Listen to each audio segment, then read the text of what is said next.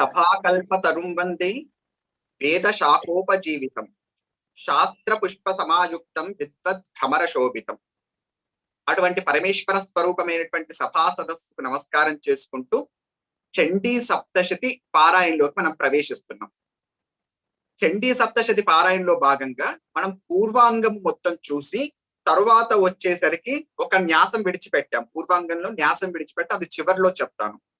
తరువాత వచ్చేసరికి ప్రథమాధ్యాయాన్ని మనం పూర్తి చేసుకోవడం జరిగిందండి. ప్రథమాధ్యాయాన్ని మనం పూర్తి చేసుకున్నాం.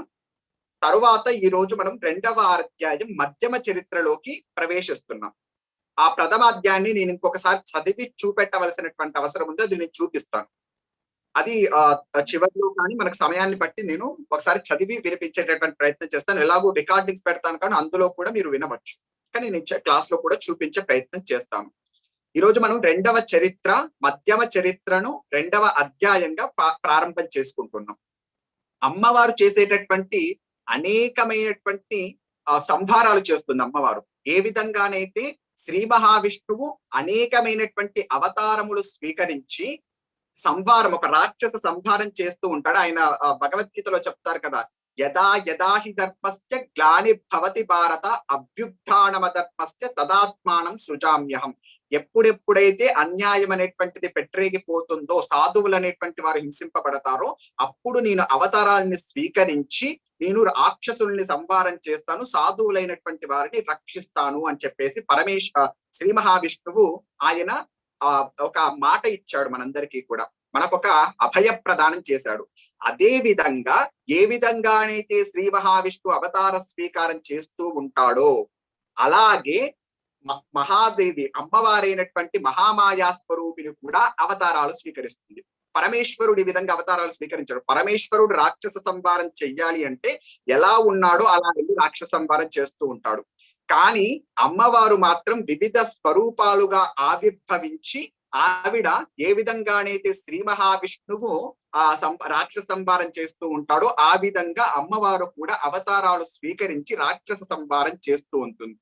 అందుకే శ్రీ మహావిష్ణువు చెప్పేటప్పుడు దేవీ భాగవతంలో కూడా పుంరూప మదాత్మిక అంటారు. నువ్వు పురుష రూపంలో ఉంటే శ్రీ మహావిష్ణువు, అమ్మవారు పురుష రూపంలో ఉంటే శ్రీ మహావిష్ణువు, ఒకవేళ అమ్మవారు పురుష రూపంలో ఉంటే శ్రీ మహావిష్ణువు. ఆ విధంగా ఇద్దరు కూడా రాక్షస సంహారం కోసం, లోక సంరక్షణ కోసం వాళ్ళు పరితపిస్తూ ఉంటారు. ఆ విధంగా అమ్మవారు చేసినటువంటి అతి ప్రధానమైనటువంటి రాక్షస సంహారాల్లో రెండు ముఖ్యమైనటువంటి రాక్షస సంహారాలు ఉన్నాయి. ఒకటి మహిషాసురుని యొక్క వధ, రెండవది మనకు వచ్చేసరికి శుంభ నిశుంభాసురుల వధ. మహిషాసురుని వధ, శుంభ నిశుంభాసురుల వధ, ఈ రెండు కూడా చాలా ప్రధానమైనటువంటి ఘట్టాలుగా మనకు చెప్పడం జరిగింది. ఆ ప్రధానమైనటువంటి ఘట్టాల్లో ఒకటైనటువంటి ఈ రోజు మహిషాసురుని యొక్క సంహార ఘట్టాన్ని, అంటే మహిషాసుర సంహారం ఈ రోజు జరగదు, రేపు జరుగుతుంది మహిషాసుర సంహారం. ఈ రోజు మహిషాసురుని యొక్క సైన్యము అమ్మవారి పైకి రావడం, అమ్మవారు ఆ సైన్యాన్ని ఏ విధంగా ఎదుర్కొంది అనేటువంటి అంశాన్ని రెండవ అధ్యాయంలో చెప్పడం జరిగింది. అయితే నిన్న మనకు సార్ మొట్టమొదట కథను ఒక టూకీగా చెప్పమని చెప్పారు. కథను ఒక టూకీగా చెప్పిన తరువాత వాటి యొక్క అర్థాల్లోకి, శ్లోకం యొక్క అర్థాల్లోకి మనం వెళ్ళేటటువంటి ప్రయత్నం చేద్దాం. ఒకసారి అమ్మవారి యొక్క కథను ఒక విహంగ వీక్షణంగా మనం చూసేటటువంటి ప్రయత్నం చేద్దాం. మొట్టమొదటి అధ్యాయంలో ఏం చెప్పబడింది అనేటువంటిది ఒక విహంగ వీక్షణంగా, అమ్మవారి కథ ఎలా ఉంటుంది అనేటువంటిది ఒక విహంగ వీక్షణంగా చెప్పేటటువంటి ప్రయత్నం చేద్దాం.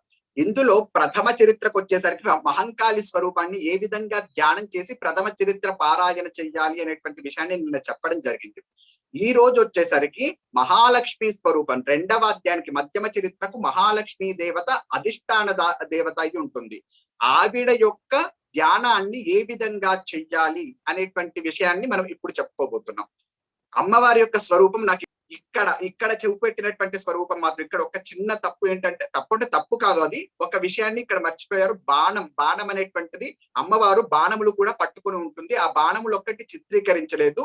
మిగతా అన్ని ఆయుధములు కూడా ధ్యాన శ్లోకానికి అనుగుణంగా చిత్రీకరింపబడినటువంటి చిత్రపటం ఇది. ఇటువంటి అమ్మవారిని మనం ధ్యానం చేయవలసి ఉంటుంది. ఒక్కసారి నేను ధ్యాన శ్లోకం చూపిస్తాను, చూడండి ఒక్కసారి. ఓం అక్ష స్రక్ పరుషుం గదేషు పులిషం పద్మం ధనుః కుండికాం దండం శక్తిమసించ చర్మ జలజం ఘంటాం సురాభాజనం శూలం పాశ సుదర్శనే చ దదతిం హస్తైః ప్రసన్నాననం సేవేశైరిభమర్దినీమిహ మహాలక్ష్మీం సరోజ స్థితాం. ఇదండి ధ్యాన శ్లోకం. ఇందులో గనక మీరు గమనిస్తే అమ్మవారు పట్టుకునేటటువంటి 18 ఆయుధములను చెప్పడం జరిగింది. అమ్మవారు 18 చేతులతో ఉంటుంది. 9 చేతులు కుడివైపు, 9 చేతులు ఎడమవైపు, మొత్తం కలిపి 18 చేతులతో అమ్మవారు ఉంటుంది. ఆ అమ్మవారి యొక్క ఆవిర్భావం కూడా 18 చేతులతో జరిగింది. అమ్మవారిని ధ్యాన శ్లోకంలో ఒక తామర పువ్వు మీద ఉన్నట్టుగా చూపెట్టడం జరిగింది. తామర పువ్వుగా సరోజ స్థితాం, తామర పువ్వు మీద కూర్చున్నటువంటి తల్లిగా ఇక్కడ ధ్యానం చేయడం జరిగింది. కానీ ఈ రెండవ చరిత్ర ఘట్టంలో వచ్చేసరికి సింహవాహిని అయి ఉంటుంది. అమ్మవారు సింహవాహనం మీద కూర్చొని యుద్ధం చేస్తున్నటువంటి సన్నివేశాన్ని మనం ఈ రెండవ చరిత్రలో చూడగలుగుతాం నిజానికి. కానీ ఇక్కడ చిత్రపటంలో మాత్రం తామర పువ్వు ధ్యానం చేసేటప్పుడు మాత్రం ఈ విధంగా తామర పువ్వులో కూర్చొని ఉన్నటువంటి తల్లిని ధ్యానం చేయవలసి ఉంటుంది. ఇక్కడ ఒకసారి చూడండి ఏ ఆయుధాన్ని పట్టుకుంటుంది అనేటువంటిది. అక్ష అంటే అక్షమాలను పట్టుకొని ఉంటుంది. పరశుం అంటే గండ్రగొడ్డలిని పట్టుకొని ఉంటుంది. గదను పట్టుకొని ఉంటుంది. ఇషు అంటే బాణముల్ని పట్టుకొని ఉంటుంది. ఇది ఒక్కటి మిస్ అయింది. ఇషు అనేటువంటిది ఒక్కటి మిస్ అయింది. కులిశం అంటే ఏంటంటే వజ్రాయుధం అండి. వజ్రాయుధాన్ని పట్టుకొని ఉంటుంది. తర్వాత పద్మం అంటే తామర పువ్వును పట్టుకొని ఉంటుంది. తర్వాత ధనస్సును పట్టుకొని ఉంటుంది. కుండికం అంటే కమండలాన్ని పట్టుకొని ఉంటుంది. తర్వాత దండం, మనకు కాలదండం అని యముడు ఇచ్చాడండి ఆ అమ్మవారికి. ఆ కాలదండాన్ని పట్టుకొని అమ్మవారు ఉంటుంది. అంటే అది కాలానికి నేను శాసకకర్తను అని చెప్పడం అన్నట్టు. శక్తి అనేటువంటి ఆయుధం, బల్లెం లాంటి ఆయుధాన్ని పట్టుకొని ఉంటుంది. తర్వాత అసిం అంటే ఇక్కడ ఖడ్గాన్ని పట్టుకొని ఉంటుంది. చర్మ, ఢాలును పట్టుకొని ఉంటుంది. తరువాత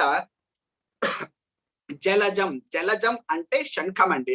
శంఖాన్ని పట్టుకొని ఉంటుంది. తర్వాత ఘంటను పట్టుకొని ఉంటుంది. సురాభాజనం, సురాపాత్రను పట్టుకొని ఉంటుంది.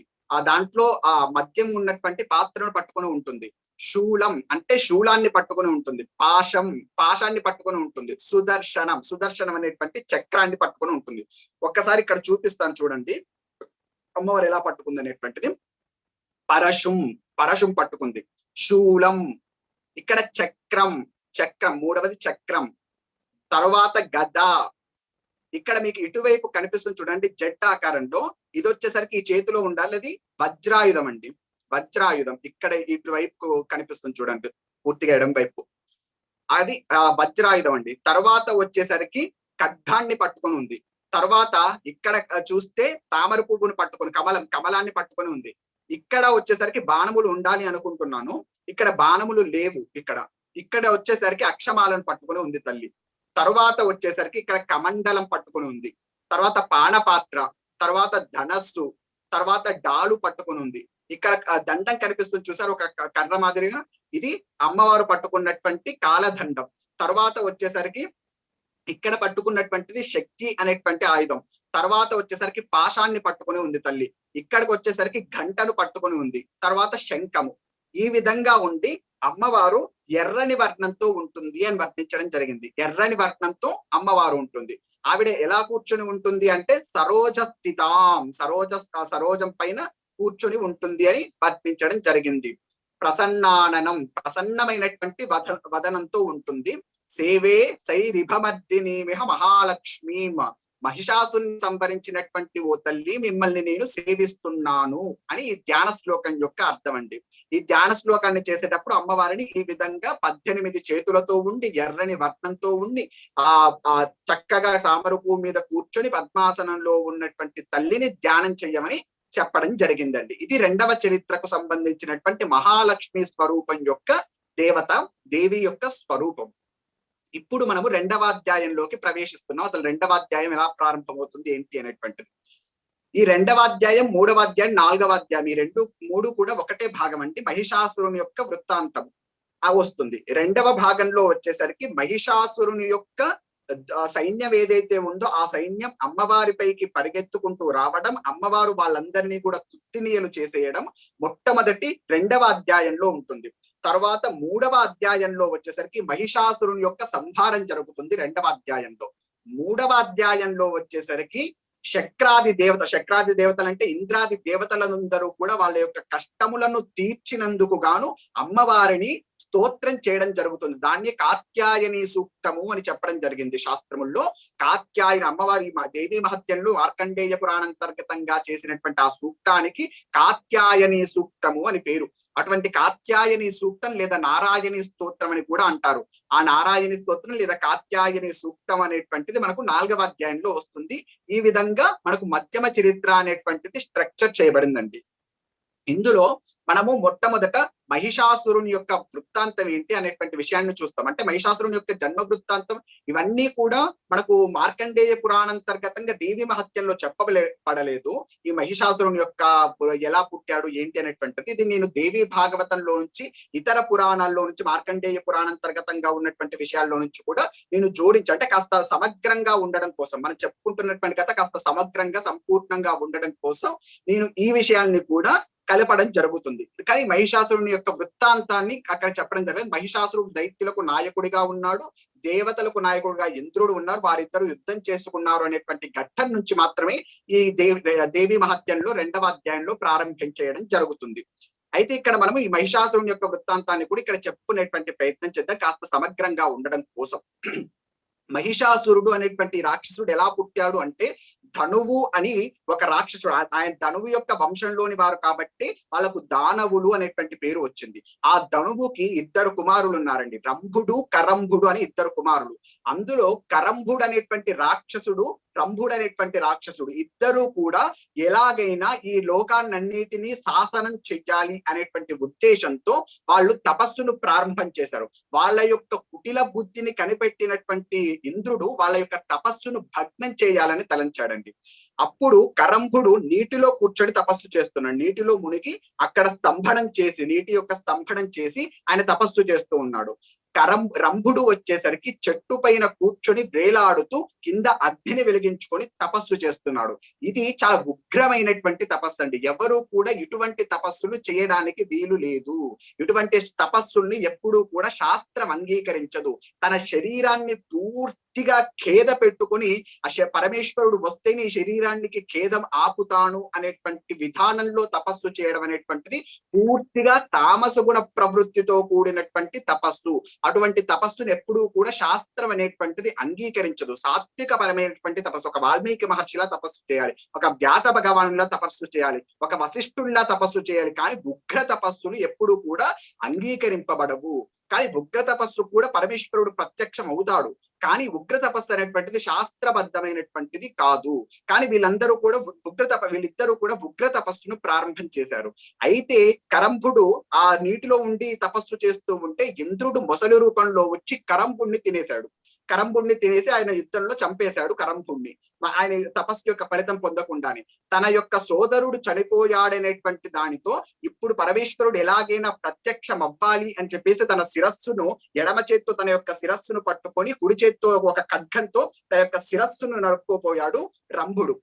ఆ అగ్నిలో ఆహుతి వేయడానికి అలా నరుక్కోవడానికి ముందుకు సంసిద్ధం కాగానే అగ్నిలో నుంచి అగ్ని భగవానుడు ఉద్భవించి ఒక తపస్సు చేసినటువంటి వ్యక్తిని ఆ తేజస్సు ఏదైతే ఉంటుందో ఆయన యొక్క తల గనక ఈ అగ్ని భగవాన్లో పడితే ఈయన తేజస్సును కలిచివేస్తుంది అనేటువంటి ఉద్దేశంతో అగ్ని భగవానుడు ప్రత్యక్షం అవ్వడం జరిగింది. అగ్ని భగవానుడు ప్రత్యక్షం, నువ్వు అటువంటి పని ఏం చెయ్యక అసలు దేనికోసం నువ్వు ఈ తపస్సు చేస్తున్నావు, అసలు ఏం సాధించలేదని అంటే అప్పుడు ఆయన చెప్తాడు, నేను ఈ లోకానికి అన్నిటికీ కూడా ఆధిపత్యం కోసం మేము తపస్సు ప్రారంభం చేశాము, కానీ మేము సాధించకపోయినా మా కుమారుడు ఒకడు కావాలి.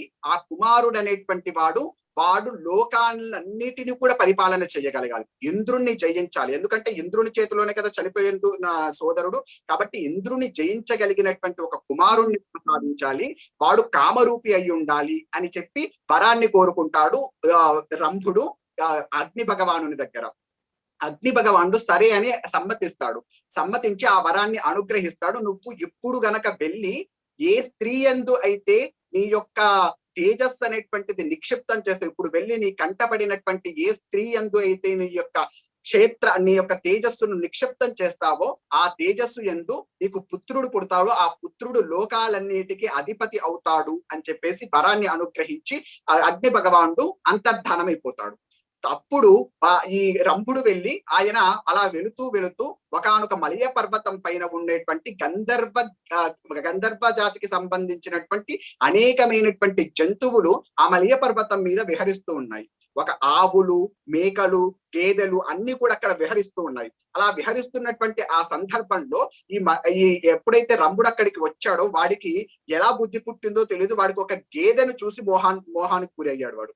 వాడు గేదెను చూసి మోహానికి గురై తన యొక్క తేజస్సును తీసుకెళ్లి గేదెలు నిక్షిప్తం చేశాడు. ఎప్పుడైతే అలా గేదెలు నిక్షిప్తం చేశాడో వాడు అంత తపస్సు చేసి సంపాదించుకున్నటువంటి ఆ తపఫలంలో వచ్చినటువంటి గొప్పవాడు ఎవరైతే ఉన్నారో, కడుపులో పుట్టాలని కోరుకున్నటువంటి వాడు ఆ గేదె కడుపులోకి చేరిపోయాడు. ఇప్పుడు పశువు అనేటువంటిది ఆ పశు ప్రవృత్తి అంటారు. పశువుకి దీనికి తమ భేదాలు ఏమి ఉండవు. తన యొక్క తల్లితో కూడా రమిస్తుంది. మనకు అవి పశుధర్మం. దాంట్లో మీరు గమనిస్తే ఒక ఆంబోతు ఉందనుకోండి, తన గర్భంలో తన ఆంబోతుకు ఒక ఆవుకు పుట్టినటువంటి దాంతో మళ్ళీ పెద్దగైన తర్వాత ఆ ఆంబోతే రమిస్తూ ఉంటుంది. అది పశుధర్మము అంటారు. అదే అలాగే ఈ గేదె కూడా ఇంకెవరితోనైనా రమిస్తే వీడు పెట్టినటువంటి ఈ తేజస్సు అంతా కూడా వృధా అవుతుంది అనేటువంటి ఉద్దేశంతో ఆ గేదెను కార్చుకుంటూ తిరిగాడు. ఆ గేదెను రక్షించుకుంటూ ఈ రంభుడు అనేటువంటి వాడు తిరిగాడు.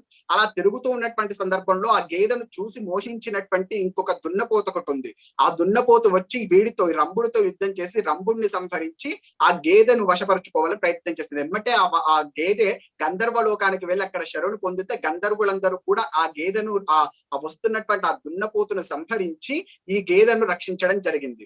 ఈ గేదెను రక్షించిన తర్వాత ఈ రంభుడి యొక్క కాయం దగ్గరికి తీసుకుని వెళ్లి గంధర్వులందరూ ఆ కాయాన్ని తగలపెట్టారు. రంభుడి యొక్క కాయాన్ని తగలపెడుతున్నారో ఆ తగలపెడుతున్నటువంటి విషయాన్ని చూసినటువంటి గేదెకు దానికి ఎందుకో ప్రేమ కలిగింది. ఆ రంభుడి పైన ప్రేమ కలిగి వాడితో పాటే నేను కూడా సహజీవనం చేస్తానని పరిగెత్తుకుంటూ వెళ్ళి అందులో ఆ మంటల్లోకి దూకేసింది ఈ గేదె ఈ గంధర్వ లోకం నుంచి వచ్చినటువంటి గేదె రంభుడుకి చిత్తి పెట్టితే. అయితే ఆ చనిపోతున్నటువంటి సందర్భంలో దాని యొక్క పిండం జారి అందులో నుంచి ఉద్భవించాడు మహిషాసురుడు అండి. అందులో నుంచి ఉద్భవించినటువంటి మహిషాసురుడు. ఇప్పుడు నేను చెప్పిందంతా కూడా దేవీ భాగవతంలో చెప్పబడినటువంటి కథ. అందులో నుంచి ఉద్భవించినటువంటి వాడే మహిషాసురుడు. ఆయన రంభుడు కోరుకున్నటువంటి కోరిక చేత ఆయనకు త్రిలోకాధిపత్యం అనేటువంటిది రావాలి అని చెప్పి రాసి పెట్టి ఉంది. ఆయన విధి అది. అయితే ఇదే విషయాన్ని మార్కండేయ పురాణం, మనం చెప్పుకుంటున్నది మార్కండేయ పురాణం కదా, మార్కండేయ పురాణంలో చెప్పబడినటువంటి కథ వేరుగా ఉంది. దితికి పుట్టినటువంటి వాడు అంటే ఇది కూడా ఎలా ఉంటుందంటే కల్పాంతర భేదములు అంటారు. ఒక్కొక్క కల్పంలో ఒక్కొక్క పురాణం వచ్చిందని చెప్పాను. ఆ పురాణానికి అనుగుణంగా ఒక్కొక్క పురాణంలో ఒక్కొక్క విధంగా మహిషాసురుని యొక్క వృత్తాంతం చెప్పడం జరిగింది. దితికి ఒకానొక మహర్షి శాపం చేత పుట్టినటువంటి వాడు మహిషాసురుడు అని చెప్పేసి, ఆ దితి చేసినటువంటి తపస్సు ఫలితంగా వచ్చినటువంటి వాడు మహిషాసురుడు అని చెప్పేసి చెప్పడం జరిగింది. ఎలాగైతేనేంటి మహిషాసురుడు పుట్టడం జరిగింది, వాడికి త్రిలోకాధిపత్యం అనేటువంటిది కన్ఫామ్ అయిపోయింది. అయితే తరువాత ఎప్పుడైతే మహిషాసురుడికి త్రిలోకాధిపత్యం వస్తుంది కానీ వాడికి మరణం రాదని చెప్పలేదు. వాడిని ఎవరైనా యుద్ధం చేసి చంపలేదు. ఒకసారి త్రిలోకాధిపత్యం ఒకసారి సంపాదించిన తర్వాత వాడు మళ్ళీ ఎవరైనా ఒకరు వచ్చి యుద్ధం చేసి వాడిని చంపేయొచ్చు. కాబట్టి అలా సంహారం చెయ్యవచ్చు. కాబట్టి ఎలాగైనా త్రిలోకాధిపత్యం మాత్రమే కాదు, నేను పొందవలసింది మరణం లేకుండా వరం పొందాలి. ఇది రాక్షసత్వం అండి. రాక్షసత్వం అంటే ఎక్కడ ఉంటుందంటే, ఆ రాక్షసులకు మామూలు మా సాధువులకు తేడా ఎక్కడ వస్తుందంటే, ఈ శరీరం నేను కాదు, ఆ శరీరం నేను అనేటువంటి భ్రాంతి రాక్షసులకు ఉంటుంది. శరీరం నేను కాదు, నేను ఆత్మను అనేటువంటి జ్ఞానము గొప్ప సాధువులైనటువంటి వారికి ఉంటుంది. ఒక రమణ మహర్షి ఉన్నారనుకోండి, వారికి శరీరం పైన భ్రాంతి ఉండదు. ఒక రామకృష్ణ పరమహంస ఉన్నారనుకోండి, వారికి శరీరం పైన భ్రాంతి ఉండదు. వివేకానందుల వారు ఉన్నారనుకోండి, ఈ శరీరం పైన భ్రాంతి ఉండదు. ఒక కంచి పరమాచార్య స్వామి వారు ఉన్నారనుకోండి, వారికి శరీరం పైన భ్రాంతి ఉండదు. శరీరం పైన భ్రాంతి ఉండనటువంటి వారు గొప్పనైనటువంటి ఋషి. ఎవరికైతే శరీరం పైన భ్రాంతి ఉండి ఈ శరీరం ఎల్లప్పుడూ ఉండాలని కోరుకుంటారో, ఈ శరీరం నిత్యంగా ఉండాలని కోరుకుంటారో, అదే రాక్షసత్వం అండి. అలా రాక్షస బుద్ధితో ఈ శరీరం నేను ఎప్పుడు శరీరంతో ఎప్పుడు ఉండదు. ఇది వీడొక్కడే కాదండి, ఎవ్వరు కోరుకున్నది. మీరు హిరణ్యకశిపుని యొక్క వృత్తాంతంలో చూసుకున్న గాలిని కుంభిని అగ్నంబుల ఆకాశస్థలం దిక్కులన్ రీలన్ గస్త్రబులన్ తమ ప్రబలన్ రక్షో మృగ వ్యాలాదిత్య నరాది జంతు కలహ వ్యాప్తిని సమస్తాస్త్ర శస్త్రాలు మృత్యువు లేని జీవనము లోకాదేశ ఇప్పింపవే. ఎప్పుడు కోరుకున్న రాక్షస ప్రవృత్తులు మీరు చూడండి. రావణాసురుడు కోరుకున్నా నాకు మరణం రాకూడదు. కానీ మీరు ఆలోచన చేస్తే ఎవరైతే మరణం రావద్దని కోరుకున్నారో వారికేమో మరణం వస్తుంది. మరణం వచ్చినా పర్వాలేదు అనుకునేటువంటి వాళ్ళు ఎవరైతే ఉన్నారో, భక్తులైనటువంటి వారు, సాధువులైనటువంటి వారు, వారికి మాత్రం మరణం రాదు. మీరు గమనిస్తే హనుమంతుడు నాకు చిరంజీవిత్వం కావాలని కోరుకోలేదు, కానీ ఆయనకు వచ్చింది చిరంజీవిత్వం. ఆయన యొక్క ధర్మం వల్ల, ఆయన యొక్క భక్తి వల్ల. విభీషణుడు నేను చిరంజీవిగా ఉండాలని కోరుకోలేదు, కానీ ఆయనకు వచ్చింది. నారదుడు నేను చిరంజీవిగా ఉండాలని కోరుకోలేదు, కానీ ఆయనకు చిరంజీవిత్వం వచ్చింది. అది పరాశరుడు ఆయన చిరంజీవిగా ఉండాలని కోరుకోలేదు, కానీ ఆయనకు చిరంజీవిత్వం వచ్చింది. వ్యాసుడు చిరంజీవిగా ఉండాలని కోరుకోలేదు, కానీ ఆయనకు చిరంజీవిత్వం వచ్చింది. ఎవరైతే నేను చనిపోయినా పర్వాలేదు, నేను శరీరంతో ఉండకపోయినా పర్వాలేదు అనుకుంటారో, లేదు వాళ్ళ వల్ల ఈ దేశానికి, ఈ లోకానికి ఏదైనా అవసరం ఉన్నదో వాళ్ళను మాత్రం పరమేశ్వరుడు ఉంచుతాడు. ఎవరైతే ఈ దేశాన్ని, లోకాన్ని నాశనం చేద్దామని ప్రయత్నం చేస్తూ ఉన్నాడో, వాడు జీవించాలని కోరుకున్నా కానీ వాళ్ళను సంహారం చేస్తూ ఉంటాడు పరమేశ్వరుడు. రాక్షస బుద్ధి అంటే శరీరంతో ఉండాలి, నేను నాదిలోకి ఎప్పుడు కృంగిపోవడమే రాక్షస బుద్ధి. ఆ రాక్షస బుద్ధితో వాడు నేను శరీరంతో ఉండాలి అని శుక్రాచార్యుని యొక్క ఆదేశం మేరకు తపస్సుకు బయలుదేరాడు మహిషాసురుడు. తపస్సు చేసి బ్రహ్మగారి గురించి తీవ్రమైనటువంటి తపస్సు చేశాడు. మేరు పర్వతం మీదకి వెళ్ళి కొన్ని సంవత్సరముల పాటు తపస్సు చేశాడు. కొన్ని సంవత్సరముల పాటు తపస్సు చేసిన తర్వాత బ్రహ్మగారు ఎలాగూ ప్రత్యక్షం అవుతారు. వాడి యొక్క తీవ్రమైనటువంటి తపస్సుకి చూసి ప్రత్యక్షమయ్యాడు. ఎందుకంటే బ్రహ్మగారికి ఉండేటటువంటి లక్షణం కానీ, ఎవరికైనా దేవతలు ఎవరైనా కానీ తపస్సు చేశారంటే ఆ తపస్సుకు లొంగవలసిందే. అది ప్రకృతి ధర్మం అంటారు. ప్రకృతి ధర్మం ఏంటంటే ఈ మానవులైనా, దైత్యులైనా ఎవరైనా దేవతలను ఆరాధన చేస్తారు.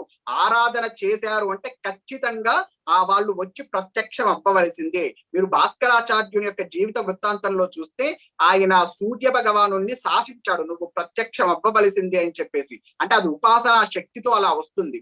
కళ ఈయన ఇక్కడ నేను ఉపాసన చేశాను, నువ్వు ఇలా ప్రత్యక్షం అవ్వాలి, అంతే, అలా ఉంటుంది. అలాగే ఇక్కడ మహిషాసురుడు కూడా తపస్సు చేశాడు. తపస్సు చేసినందుకు బ్రహ్మగారు ప్రత్యక్షమయ్యారండి.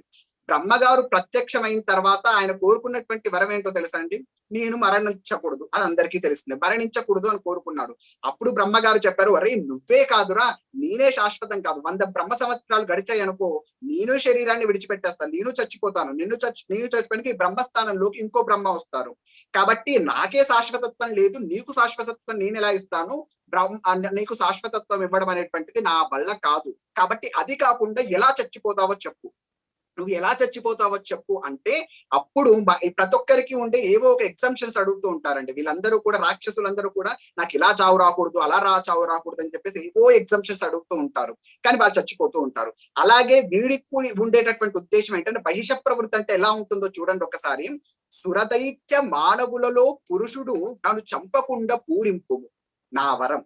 నా వరం ఏంటి అంటే సుర దైత్య మానవులలో, దేవతల్లో కానీ, దానవుల్లో కానీ, మానవుల్లో కానీ ఏ పురుషుడు కూడా నన్ను చంపకుండా పూరింపు. నన్నెవరూ చంపకూడదు, పురుషుల్లో ఎవరు చంపకూడదు.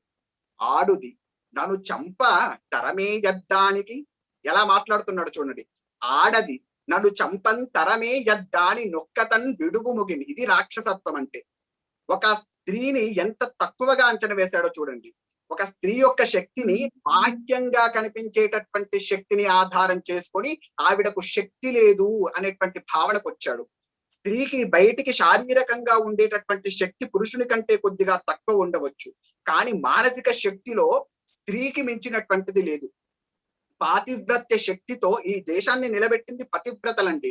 ఈ దేశంలో వర్షం పడడానికి కారణం ఏమిటి అంటే పతివ్రతామ తల్లులు ఈ దేశంలో ఉండడమే ఈ దేశంలో వర్షాలు కురవడానికైనా, పంటలు పండడానికైనా కారణం అని చెప్తారు. వాళ్ళ శక్తి పాతివ్రత్య శక్తి.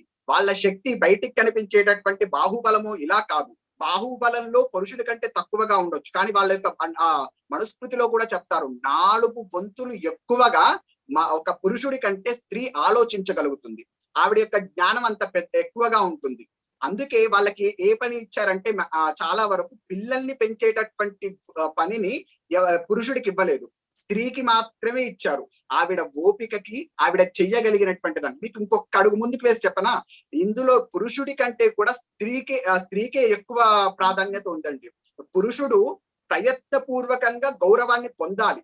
అంటే ఇప్పుడు బ్రహ్మచారి అయినటువంటి ప్రతి ఒక్కరిని గౌరవించాల్సిన అవసరం లేదు.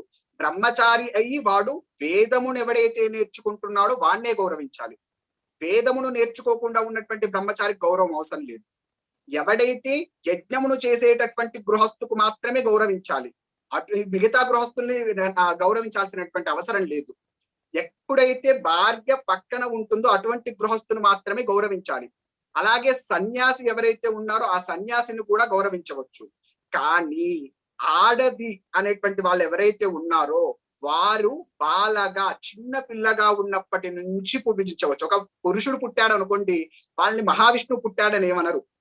కానీ ఇంట్లో ఏ ఆడపిల్ల పుట్టినా కానీ ఇంట్లో మహాలక్ష్మి పుట్టింది అంటాం. అంటే ఆవిడ చిన్న పిల్లగా కూడా పూజనీయ.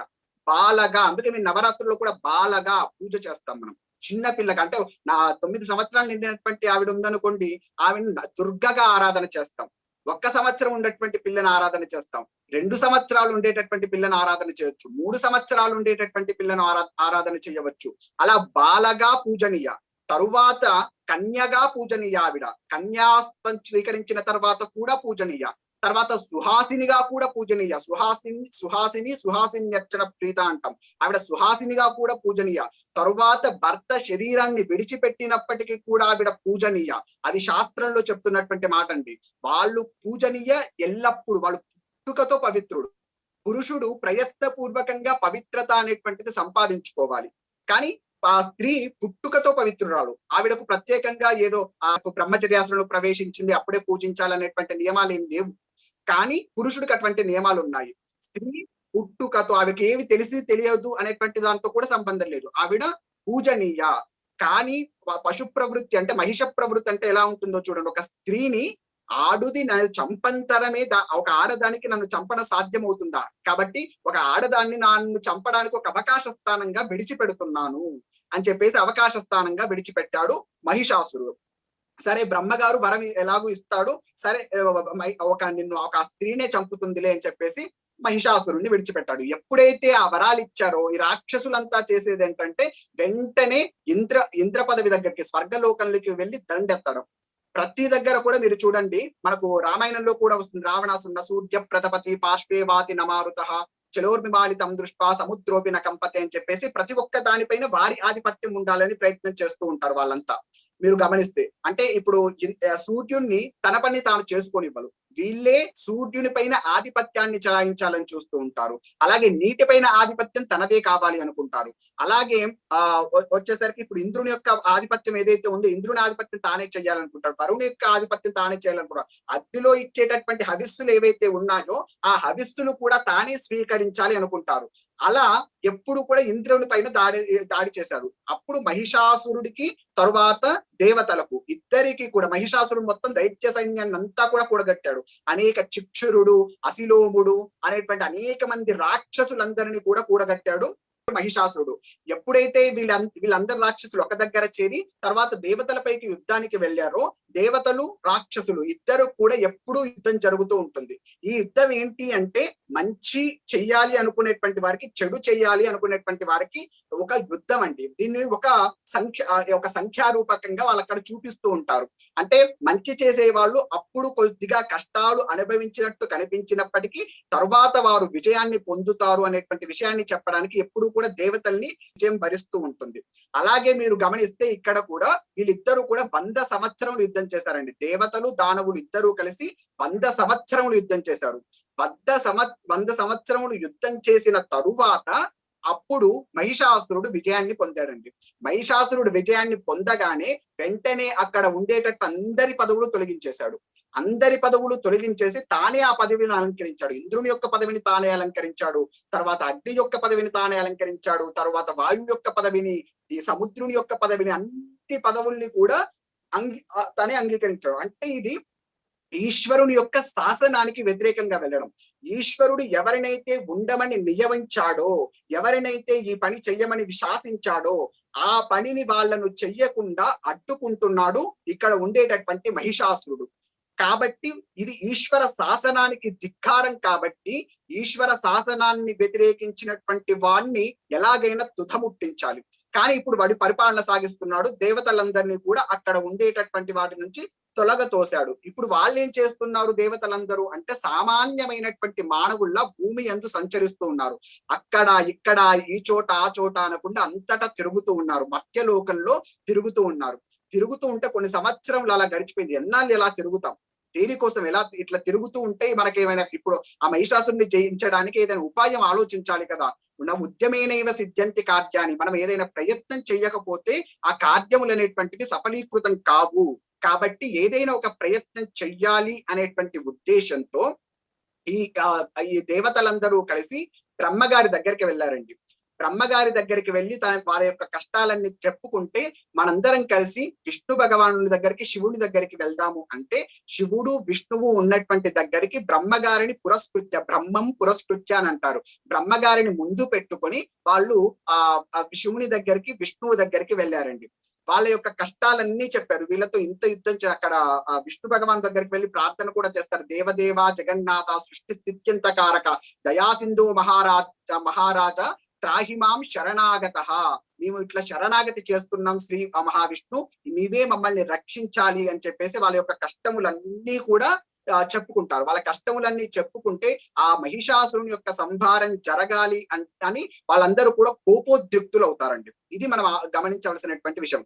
వీళ్ళు కోపోద్రిక్తులు మాత్రమే అయ్యారు. ఎవరు? శివుడు, మహావిష్ణువు. వీళ్ళిద్దరి యొక్క కోపాన్ని చూసి ఇంద్రునికి, వరుణుడికి, అగ్నికి, ఇతర దేవతలు యముడికి, నీలుడికి వీళ్ళందరికీ కూడా కోపం వచ్చింది. ఈ క్రోధం అనేటువంటిది ఒక శక్తి అండి. ఒక క్రోధం, ఇప్పుడు క్రోధంలో ఉన్నారనుకోండి, వాళ్ళ యొక్క పూర్తి శక్తి బయటపడుతుంది. సామాన్యంగా కొట్టినటువంటి దెబ్బ వేరుగా ఉంటుంది, కోపంతో కొట్టినటువంటి దెబ్బ వేరుగా ఉంటుంది. కాబట్టి వీళ్ళందరూ కూడా కోపంతో వాళ్ళ యొక్క పూర్ణ శక్తిని బయటపడేటట్టు చేశారు. ప్రకృతి కుటిలాన, శంభుర్ మహాతేజ ప్రకృతి కుటిలానన అంటారు. అంటే ఆ పరమేశ్వరుడు కోపంతో తన యొక్క ప్రకృతిని ముడివేశాడు. ఆ ముడి వేస్తే ఆయన శరీరంలో నుంచి ఒక తేజస్సు బయలుదేరింది. తరువాత విష్ణుమూర్తి కూడా కోపోద్రిక్తుడయ్యాడు. విష్ణుమూర్తి కోపోద్రిక్తుడైతే విష్ణుమూర్తిలో నుంచి కూడా తేజస్సు బయలుదేరింది. ఇక్కడ మీరు గమనించవలసింది ఏంటంటే, విష్ణుమూర్తి యొక్క ప్రమేయం లేదు ఆ తేజస్సు బయలుదేరడం. ఆయన తేజస్సు బయలుదేరాలి అని అనుకోలేదు. కానీ ఆయన కోపాన్ని మాత్రమే వహించాడు. ఆయన కోపాన్ని వహిస్తే ఆయనలో నుంచి తేజస్సు ఆయనకే తెలియకుండా తేజస్సు అనేటువంటిది బయటికి వచ్చింది. అలాగే ఇంద్రునిలోంచి ఇంద్రుని తేజస్సు, తర్వాత వరుణుడిలో నుంచి తేజస్సు, తర్వాత యముడిలో నుంచి, అగ్నిలో నుంచి, బ్రహ్మగారిలో నుంచి, ఆ విధంగా అందరి దేవతల్లో నుంచి కూడా మనకు తేజస్సు అనేటువంటిది బయటికి రావడం జరిగిందండి. ఇక్కడి వరకు దేవత ఆగ్రహం గురించి చెప్పాను కదా. ఒక్కొక్కరిలో నుంచి కూడా తేజస్సు అనేటువంటిది బయటికి వచ్చింది. ఆ తేజస్సు అంతా కూడా ఏకీకృతం అవుతుంది. అంటే ఒక దగ్గర ప్రోధి జరిగింది అన్నట్టు, ఒక్క దగ్గరనే చేర్చడం జరిగింది. ఆ విధంగా వచ్చినటువంటి ఆ తేజస్సులో నుంచి ఒక అద్భుతమైనటువంటి స్వరూపము ఆవిర్భవించిందండి. అందులో నుంచి ఒక స్త్రీ స్వరూపం ఆవిర్భవించింది. అందులో మొట్టమొదట ముఖంగా, అంటే ఆమె యొక్క ముఖంగా ఏర్పడినటువంటిది రుద్రుడు ఆమె యొక్క ముఖంగా ఏర్పడ్డాడు. తర్వాత కేశములుగా యముడు ఏర్పడ్డాడు. తర్వాత ఆమె యొక్క బాహువులుగా విష్ణువు, స్తన్యములుగా చంద్రుడు, నడుము భాగంగా ఇంద్రుడు, పిక్కలు తొడలుగా వరుణుడు, తర్వాత పిరుదులుగా భూమి, తర్వాత పాదములుగా బ్రహ్మగారు, కాలి వేళ్లుగా సూర్యుడు, తర్వాత చేతి వేళ్లుగా వసువులు, తర్వాత ముక్కుగా కుబేరుడు, తర్వాత దంతాలుగా ప్రజాపతి, 3 నేత్రములుగా అగ్ని. ఈ విధంగా ఆ ఉభయ సంధ్యలు అమ్మవారి యొక్క కనుబొమ్మలుగా వాయువు చెవులుగా, ఈ విధంగా అమ్మవారి శక్తి ఏదైతే ఉందో, అంటే వాళ్ళందరూ దేవతల్లో ఉండేటటువంటి శక్తి అంటే ఏదో సపరేట్ గా ఉండేటటువంటి శక్తి కాదు. అవన్నీ కూడా అమ్మవారు ఇచ్చినటువంటి శక్తులే. నిన్న చెప్పాను, మనందరిలో ఉండేటటువంటి శక్తి స్వరూపము అమ్మవారే. ఇంకా నిజం చెప్పాలంటే దేవతలు అంటేనే శక్తి స్వరూపం అండి. మీరు ఒకసారి గమనిస్తే దేవతలకు మానవులకు గనక డిఫరెన్స్ ఏంటి అని గనక చూశారనుకోండి, మానవులు శరీరం అనేటువంటిది బయటికి కనిపిస్తూ ఉంటుందండి, శక్తి అనేటువంటిది లోపల ఉంటుంది. దేవతలు తీసుకున్నారు అనుకోండి, దేవతలకు శక్తి బయటికి కనిపిస్తుంది, ఆ శరీరం అనేటువంటిది లోపల ఉంటుంది. దానికి మీకు ఒక ఎగ్జాంపుల్ చెప్తాను చూడండి. మన శరీరం ఏదైతే ఉందో, ఈ శరీరం కన్ను ఉందండి. కంటికి చూచేటటువంటిది ఒక శక్తి ఉంది. కన్ను అనేటువంటిది పదార్థం, ఇది మనకు బయటికి కనిపిస్తుంది. కన్ను బయటికి కనిపిస్తుంది, కానీ ఈ కంటికి చూచేటటువంటి శక్తి మనకు కనిపించదు. చెవు అనేటువంటిది బయటికి కనిపిస్తుంది, కానీ చెవికి వినికిడి శక్తి అనేటువంటిది బయటికి కనిపించదు. అలాగే ముక్కుకు వాసన చూసేటటువంటి శక్తి మనకు బయటికి కనిపించదు. లోపల జరిగేటటువంటి జీర్ణక్రియ అనేటువంటిది శక్తిగా మారుతుంది. అది శక్తిగా ఎలా మారుతుంది అనేటువంటిది మనకు తెలియదు. అంటే ఇవన్నీ కూడా మనలో ఉండేటటువంటి శక్తులే, మన యొక్క శక్తి స్వరూపాలే. కానీ శక్తి స్వరూపాలు ఏవి బయటికి కనిపించవు, కానీ శరీరం మాత్రం బయటికి కనిపిస్తూ ఉంటుంది, పదార్థం బయటికి కనిపిస్తుంది. దేవతలకు వచ్చేటటువంటి డిఫరెన్స్ ఏంటో తెలుసా అండి? దేవతలకు శక్తి బయటికి కనిపిస్తుంది, శరీరం బయటికి కనిపించదు. ఇప్పుడు సూర్య భగవానుడు ఉన్నాడు అనుకోండి, సూర్య భగవానుడు వచ్చేటటువంటి కిరణములు మనకు కనిపిస్తాయి. ఆయన దగ్గర నుంచి వచ్చే వేడి మనకు కనిపిస్తుంది. అవన్నీ కూడా శక్తి స్వరూపాలు. సూర్య భగవానుడు ఎలా ఉంటాడు? ఆయన యొక్క శరీరం ఎలా ఉంటుంది? ఆయన వేదాలు వర్ణిస్తాయి. 7 రంగులతో కూడినటువంటి గుర్రముల పైన అరుణుడు అనేటువంటి వాడు అతను తోలుతూ ఉంటే ఆ రథం పైన అధిరోహించి సూర్య భగవానుడు వెళుతూ ఉంటాడు. ఇది ఆయన యొక్క స్వరూపం, ఆయన యొక్క శరీరం. కానీ ఆ శరీరం మనకు కనిపించదు. దేవత అంటేనే శక్తి. ఆ శక్తులన్నీ ఎవరివి అంటే నిన్న చెప్పాను, ఆ సవిత్రా రూపంలో ఉండి అమ్మవారే సూర్య భగవానికి శక్తినిస్తుంది అని చెప్పేసి. సృష్టి రూపం ఇచ్చేటట్టుగా, సృష్టి చేసేటట్టుగా బ్రహ్మగారికి శక్తినిస్తుంది అమ్మవారి, విష్ణు భగవానికి శక్తినిస్తుంది అమ్మవారి. ఈ విధంగా వాళ్ళ దేవతల్లో ఉండేటటువంటి శక్తి వాళ్ళ యొక్క కష్టాన్ని చూసి అమ్మవారు వీళ్ళను రక్షించడం కోసం వారి శరీరంలో నుంచి బయటకు వచ్చి అదంతా ఒక స్వరూపంగా అమ్మవారే తనంత తయంగా స్వయం వ్యక్తమై ఆవిర్భవించింది అని చెప్పేసి ఈ విధంగా అమ్మవారు చాలా అద్భుతంగా ఆవిడ ఎలా ఉంది అంటే మళ్ళీ మొత్తం కలిపి 18 భుజ అన్నారు. దానికి దేవి భాగవతంలో కూడా ఒక అద్భుతమైనటువంటి శ్లోకం చెప్తారు. రక్తానన కృష్ణ నేత్ర సరక్తాధర పల్లవ తామ్ర పాని తలాకాంత దివ్యభూషణ భూషిత 18 భుజాదేవి సహస్ర భుజమండిత సంభూతాసుర నాశాయ తేజోరాశి సముద్భవ అంటారు. ఈ తేజోరాశి అంతా కలిసి ఒక దగ్గర కూడి 18 భుజములతో సహస్ర భుజమండిత. అది చూస్తుంటే ఎలా ఉందంటే 1000 చేతులు ఉన్నట్టుగా ఉందంట. ఆవిడకు ఉన్నవి 18 చేతులే, కానీ చూస్తే అంటే కింది నుంచి చూస్తూ ఉంటే ఆవిడకు 1000 చేతులు ఉన్నాయా అనిపించేటట్టుగా ఉన్నటువంటి స్వరూపము. రక్తాననం ఎర్రని వర్ణంతో ఉన్నటువంటిది, కృష్ణ నేత్ర నల్లని కనులతో ఉన్నటువంటిది ఆవిడ యొక్క స్వరూపంతో ఆవిడ ఆవిర్భవించింది అని చెప్పేసి మనకు దేవీ భాగవతంలో వర్ణించడం జరిగింది. ఆ విధంగా ఆవిర్భవించిన తరువాత తల్లి ఆవిర్భవించిన తర్వాత ఆవిడకు యుద్ధం చేయాలి అంటే ఆయుధములు కావాలండి. ఆయుధములు కావాలి కాబట్టి ఒక్కొక్క దేవత కూడా తన దగ్గర ఉండేటటువంటి ఆయుధాలన్నిటినీ కూడా సమర్పణ చేస్తూ ఉన్నాడు. ఆవిడ దగ్గర ఉండే ఆవిడకు ఆయుధాలు కావాలి అంటే వాళ్ళ దగ్గర ఉండేటటువంటి ఆయుధములన్నీ కూడా వాళ్ళు సమర్పణ చేస్తూ ఉన్నారు. ఒక్కొక్క ఆయుధం అంటే పరమేశ్వరుడు దగ్గర ఉండేటటువంటి ప్రధానమైనటువంటి ఆయుధమైనటువంటి శూలాన్ని పరమేశ్వరుడు ఇచ్చాడు. తర్వాత కృష్ణుడు అని ఇక్కడ వాడారు కాబట్టి నేను కృష్ణుడు అని వాడాను. యాక్చువల్ గా నారాయణుడు, విష్ణు భగవానుడు ఎవరైతే ఉన్నారో కృష్ణం అంటే నల్లగా ఉన్నటువంటి వాడు అని చెప్పేసి, నారాయణుడు కూడా నల్లగా ఉంటాడు. ఇక్కడ కృష్ణం దేవి మహత్యంలో కృష్ణం అని వాడారు కాబట్టి నేను ఇక్కడ కృష్ణుడు అని రాశాను. ఇవన్నీ కూడా నేను దేవి మహత్యంలో వచ్చేటటువంటి వాటిని మాత్రమే ఇక్కడ మెన్షన్ చేయడం జరిగింది. ఇవి కాక ఇంకా అనేకమైనటువంటి ఆయుధాలను కూడా ఇవ్వడం జరిగింది. వాటన్నిటిని కూడా దేవి భాగవతంలో చెప్పడం జరిగింది. మార్కండేయ పురాణంలో చెప్పబడినటువంటి దేవి మహత్యంలో చెప్పబడినటువంటి వాటిని మాత్రమే ఇక్కడ రాయడం జరిగింది. ఇక్కడ కృష్ణుడు వచ్చేసరికి చక్రాన్ని ఇచ్చాడండి, వరుణుడు వచ్చేసరికి శంఖాన్ని ఇచ్చాడు, తర్వాత అగ్ని వచ్చేసరికి శక్తి అనేటువంటి ఆయుధాన్ని ఇచ్చాడు, తర్వాత వాయువు వచ్చేసరికి 2 అమ్ముడు పొదులు, ఎప్పుడు కూడా అక్షయ బాణ తూణీరం అంటారు, ఎప్పుడు కూడా తరిగిపోయినటువంటి అమ్ముడు పొదులను ఇచ్చాడు, తర్వాత ఒక ధనస్సుని ఇచ్చాడు, తర్వాత ఒక వజ్రాయుధం, తర్వాత ఆ వజ్రాయుధాన్ని ఇంద్రుడు ఇచ్చాడు, తర్వాత ఐరావతం మెడలో ఒక గంట ఉంటుంది, ఆ గంట ఇళ్ళక ఘంటాం అని చెప్పాను చూసారా, ఆ గంట ఇంద్రుడు ఇచ్చినటువంటిదే. తర్వాత యముడు కాలం అనేటువంటి దాన్ని ఇచ్చాడు, కాలదండం అని నేను చెప్పాను కదా, ఆ కాలదండాన్ని ఇచ్చాడు. తర్వాత వచ్చేసరికి వరుణుడు ప్రజాపతులు అక్షమాలను ఇచ్చారు, తర్వాత బ్రహ్మగారు కమండలాన్ని ఇచ్చారు, తర్వాత సూర్యుడు తనలో ఉండేటటువంటి కిరణములు ఇచ్చేటటువంటి ఏదైతే ఉందో ఆ కిరణాలన్నిటిని కూడా అమ్మవారికి సమర్పించాడు. అందుకనే అమ్మవారి యొక్క రోమకూపాల్లో నుంచి చక్కని కిరణముల్లో నుంచి అంటే సూర్య భగవాన్ని కిరణంలో నుంచి ఏ విధంగా అయితే తేజస్సు వస్తుందో అమ్మవారి యొక్క రోమకూపాల్లో నుంచి కూడా అటువంటి కిరణములు వస్తూ ఉంటాయి అని చెప్తూ ఉంటారు. కాబట్టి ఆ విధంగా అమ్మవారికి సూర్య భగవానుడు తన యొక్క కిరణములను ఇచ్చాడు. తర్వాత కాలదేవత వచ్చి ఆయనకు ఖడ్గము ఢాలును ఇచ్చింది అమ్మవారికి. తర్వాత క్షీర సముద్రం అంటేనే ఆ అమ్మవారి యొక్క పుట్టినిల్లు, మహాలక్ష్మి యొక్క పుట్టినిల్లు. క్షీర సముద్ర రాజతనయాం లో వస్తుంది కదా, లక్ష్మీం క్షీర సముద్ర రాజతనయాం శ్రీరంగదామేశ్వరి దాసీభూత సమస్త దేవవనితాం లోకైక దీపాంకురం అని చెప్పేసి ఆవిడ క్షీర సముద్రంలో ఉద్భవిస్తుంది. కాబట్టి ఆయన దగ్గర ఉండేటటువంటి అనేకమైనటువంటి సారల్ని ఆయన ఇచ్చాడంటే తన కూతురు చక్కగా అందంగా ఉండాలని చెప్పేసి అనేకమైనటువంటి హారములు, వస్త్రములు, చూడామణి అంటే తలకు పెట్టుకునేటువంటి చూడామణి, కుండలములు, తర్వాత కేయూరములు, కంకణములు, అనేకమైనటువంటి ఉంగరములు, ఈ విధంగా అనేకమైనటువంటి వస్త్ర సముదాయాన్నంతా కూడా సారె పెట్టాడు అనుకోండి. మొత్తానికి క్షీర సముద్రుడు సారె పెట్టాడు. తర్వాత విశ్వకర్మ గొడ్డలి కవచాన్ని ఇచ్చాడు. తర్వాత ఆయన ఇప్పుడు ఇవి మాత్రమే కాకుండా ఇంకా అనేకమైనటువంటి అస్త్రాల్ని మనకు అమ్మ ఉపయోగించినట్టుగా మనకు దేవి మహత్యంలో ఉపయోగించడం జరుగుతోంది.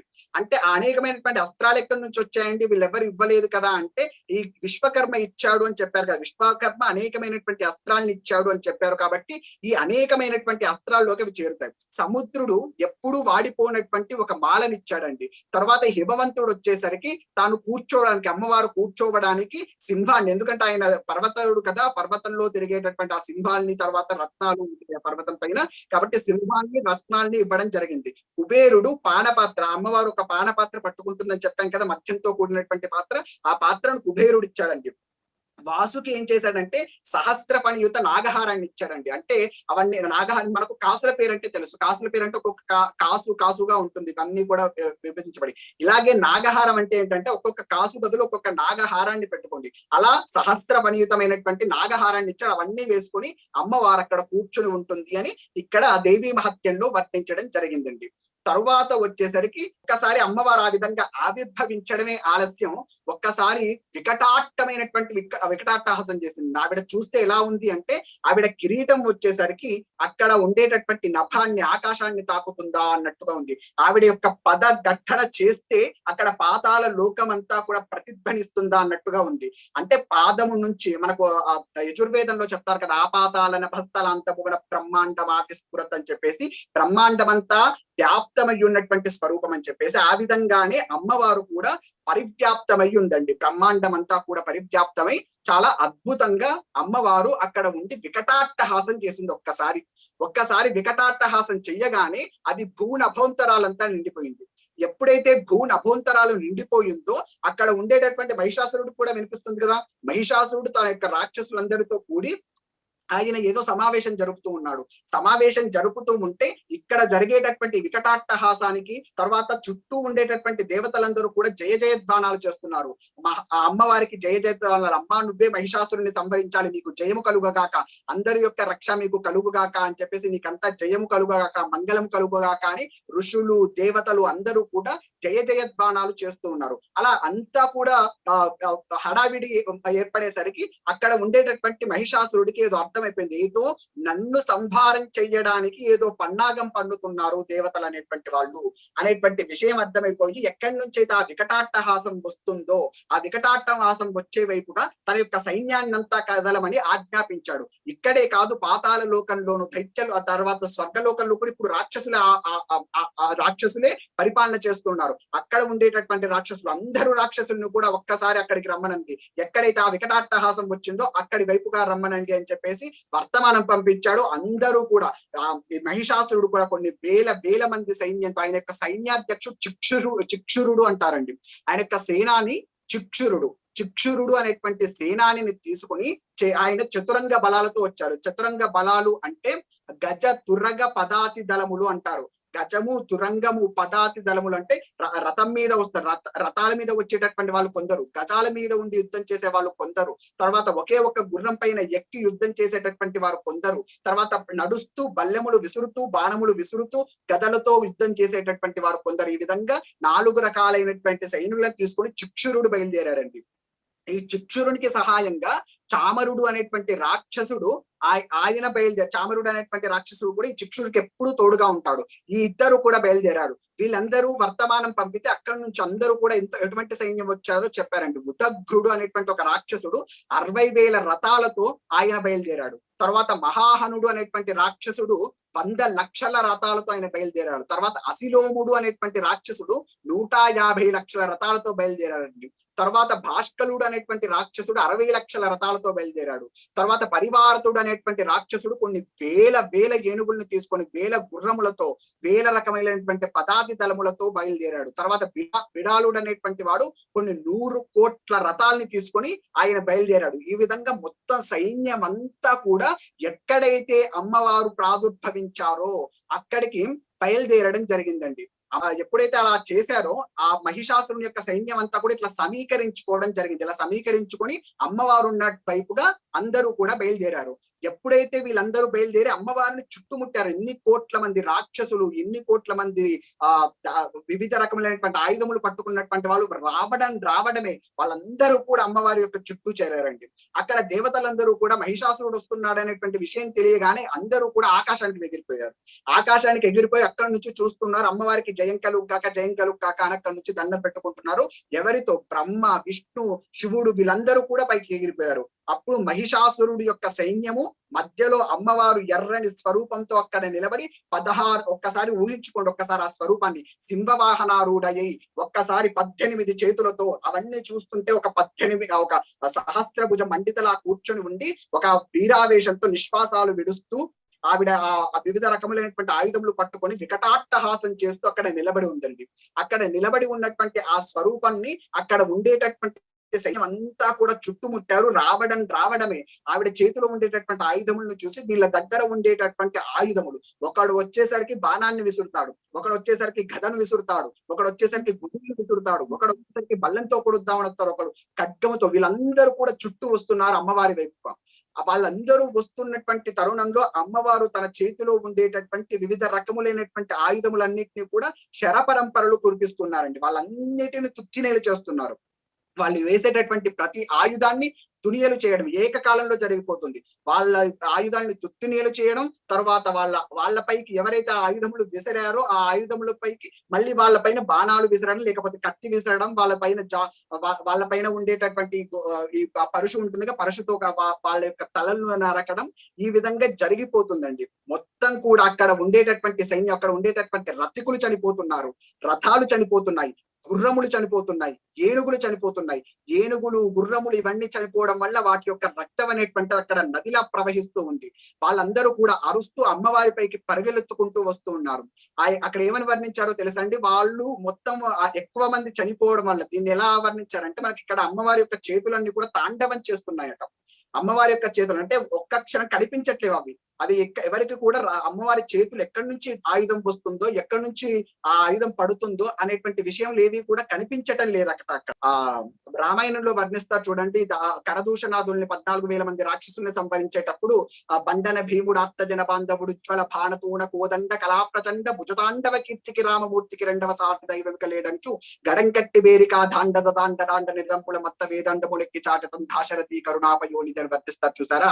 అలాగే అక్కడ కూడా ఆ రామచంద్రమూర్తి యొక్క ఆయన యొక్క ధనస్సును ఎప్పుడు తీస్తున్నాడో, ఎప్పుడు అలా పెడుతున్నాడో, తర్వాత దానికి ఇంటినారికి ఎప్పుడు ఆ బాణాన్ని తొలుగుతున్నాడో, ఎప్పుడు ఆకర్ణాంతం లాగుతున్నాడో, ఎప్పుడు విడిచిపెడుతున్నాడో తెలియకుండా అక్కడ ఉండేటటువంటి రాక్షసులు పడిపోవడాన్ని పట్టి అహో రామచంద్రమూర్తి అక్కడ ధనస్సులో ఉండేటటువంటి బాణాన్ని విడిచిపెట్టాడన్నమాట అనేటువంటి విషయాన్ని అర్థం చేసుకున్నట్టుగా ఇక్కడ కూడా రాక్షసులు అమ్మవారికి అక్కడ ఉండేటటువంటి రామచంద్రమూర్తికి 2 చేతులే, ఇక్కడ ఉండేటటువంటి అమ్మవారికి 18 చేతులు. ఆ 18 చేతులతో కూడా అమ్మవారు ఒక్కొక్క రాక్షసుని కూడా సంహారం చేస్తుంటే ఆ రాక్షస సంహారాన్ని బట్టి ఓహో ఈ ఆయుధం ప్రయోగింపబడింది అనమాట, ఈ ఆయుధం వాడి యొక్క తల తెగితే ఓహో పరశువో ఖడ్గమో ప్రయోగింపబడింది అనమాట. ఒకవేళ వాడిపైన కొంతమందిని చూస్తే వాళ్ళు ఎలా ఉన్నారంట అంటే, అమ్మవారు వేసినటువంటి ఆ శర పరంపర చేత వాళ్ళంతా కూడా ఒక ముళ్ళపంది మీద ముళ్ళులు ఎలా అయితే ఉంటాయో వాళ్ళ యొక్క శరీరం అంతా కూడా ముళ్ళుల బాణపు దెబ్బలతో తగిలి వాళ్ళందరూ కూడా అక్కడ పడిపోయి ఉన్నారంట. కొంతమంది పరుగెత్తుకుంటూ వస్తున్నటువంటి వారి యొక్క తలలు అనేటువంటి వెంటనే తెగిపోయాయి. వెంటనే తెగిపోయినా కానీ ఆ ముండం అనేటువంటిది నడుస్తూ పరిగెత్తుతూ ఉందంట.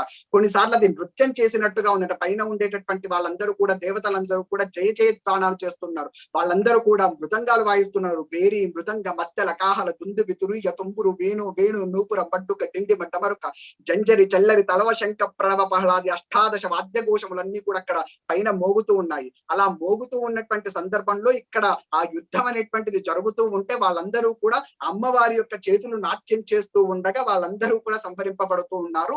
అక్కడ చుట్టూ ఉండేటటువంటి వాళ్ళు ఎవరైతే ఉన్నారో, ఇప్పుడు చుట్టూ ఉండేటటువంటి వాళ్ళు చనిపోయారండి. చనిపోయిన తర్వాత ఆ శవాలను ఎత్తే వాళ్ళు ఎవరు, ఆ రథాన్ని పక్కకు తోసే వాళ్ళు ఎవరు? కాబట్టి ఆ రథాలతో, అక్కడ ఉండేటటువంటి గుర్రములతో, అక్కడ పడిపోయినటువంటి ఏనుగులతో, అక్కడ ఉండేటటువంటి శవాలతో అమ్మవారి చుట్టూ మొత్తం నిండిపోయింది.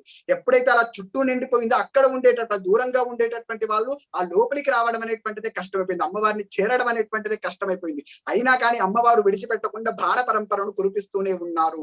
ఈ విధంగా అమ్మవారు కురిపిస్తూ ఉన్నటువంటి సందర్భంలో అక్కడ ఉండేటటువంటి ఒక్కసారి లేచి నిలబడింది. ఆమెకు ఒక్కసారి కూడా అనాయాసేన ఆమెకు ఒక్కసారి కూడా ఆయాసం అనేటువంటిది కలగట్లేదు. ఇంత చేసింది కదా యుద్ధం, ఇంతమంది రాక్షసుల్ని సంహారం చేసింది కదా, కొన్ని వేల మంది లక్షల మంది ఈ కొన్ని క్షణాల్లో సంహారం చేసింది కదా, మరి ఆమెకి ఏమైనా ఆయాసం కలిగిందంటే కనీసం అనే మాట కూడా అమ్మ అనలేదు. అలా అనకుండా అమ్మ అందరి రాక్షసుల్ని కూడా సంహారం చేసిందండి. అలా సంహారం చేసిన తర్వాత ఒక్కసారి లేచి నిలబడింది. లేచి నిలబడితే ఆమె ఇంతసేపు సింహవాహిని యుద్ధం చేసింది కదా, సింహం అనేటువంటిది ఒక్కసారి తనకు ఇప్పుడు అదును దొరికిందని చెప్పేసి సింహం పరిగెత్తుకుంటూ ఆ సైన్యం మీదకి వెళ్ళి ఎవడు దొరికితే వాడి యొక్క తలను పీకేయడం, ఎవరి పైన పడితే వాళ్ళ పైన పంజా విసేయడం, ఒకవేళ అగ్ని గనక ఆ అడవిలో అంటుకుంటే ఏ విధంగానైతే దీన్ని విడిచిపెట్టకుండా మొత్తం వ్యాపిస్తూ ఉందో ఆ విధంగా అక్కడ ఉండేటటువంటి సింహం కూడా మొత్తంగా వ్యాపించిందండి. మొత్తంగా వ్యాపించి అక్కడ ఉండేటటువంటి రాక్షసులందరినీ కూడా సంహారం చేస్తూ అమ్మవారి దగ్గరకు వచ్చి నిలబడిందండి. ఈ విధంగా అమ్మవారు రాక్షస సైన్యాన్ని, మహిషాసురం యొక్క సైన్యాన్ని మాత్రమే సంహారం చేయడం అనేటువంటిది ఇప్పుడు చూసాం. ఇలా సైన్య సంహారం అవ్వగానే అక్కడ కొన్ని క్షణాల్లో జరిగిపోయిందండి. ఇంత నేను చెప్పాను అధ్యాయం అండి. నిన్న చెప్పుకున్నటువంటి ఘట్టం, మహిషాసురుని యొక్క సైన్యాన్ని వధించినటువంటి ఘట్టాన్ని నేను ఇక్కడ 2వ అధ్యాయంలో చెప్పారు. ఆ 2వ అధ్యాయాన్ని ఇప్పుడు నేను చూపిస్తున్నాను. అస్య సప్తశతి మధ్యమ చరిత్రస్య విష్ణోర్ ఋషి. మొట్టమొదట బ్రహ్మ, ఇప్పుడు విష్ణువు. విష్ణోర్ ఋషి వృష్ణిక్ చంద శ్రీ మహాలక్ష్మి దేవత శాకంభరీ శక్తి దుర్గా బీజం వాయుస్తత్వం యజుర్వేద స్వరూపం శ్రీ మహాలక్ష్మి ప్రీత్యర్థే మధ్యమ చరిత్ర జపే వినియోగ. ఇక్కడ నుంచి మధ్యమ చరిత్ర అనేటువంటిది ప్రారంభమవుతుంది. ధ్యానం, ఈ స్వరూపాన్ని కూడా నిన్న చూపెట్టడం జరిగింది. మహాలక్ష్మి స్వరూపం అనేటువంటిది ఏ విధంగా ఉంటుంది అనేటువంటి నిన్న చెప్పడం జరిగింది. ఏవైనా పదాలు గనక మీకు ఇవి పలకడం కష్టంగా ఉంటుంది అని అనిపించినటువంటి పదాలని నాకు చెప్పండి. నేను వాటిని ఎల్లో మార్క్ ఇప్పుడు ఎలా అయితే చేస్తున్నానో ఎల్లో మార్క్ చేసి వాటిని నేను మళ్ళీ విభజన చేసి మీకు చెప్పేటటువంటి ప్రయత్నం జరుగుతుంది. ఓకేనా? ఓం సార్ నమస్తే అండి. ఏంటండి చెప్పండి. రికార్డ్ చేసి ఒక లింక్ లో పెడుతున్నారండి. అంటే నెక్స్ట్ నేను కొన్ని ముందర రికార్డింగ్స్ మిస్ అయ్యాను. ఈ రికార్డ్ చేసి ఏదో ఒక లింక్ లో పెడితే మేము డౌన్లోడ్ ఉంటాయండి. కాకపోతే ఏంటంటే 10 రోజుల తర్వాత మాత్రమే మేము దాన్ని యాక్సెస్ ఇస్తాము.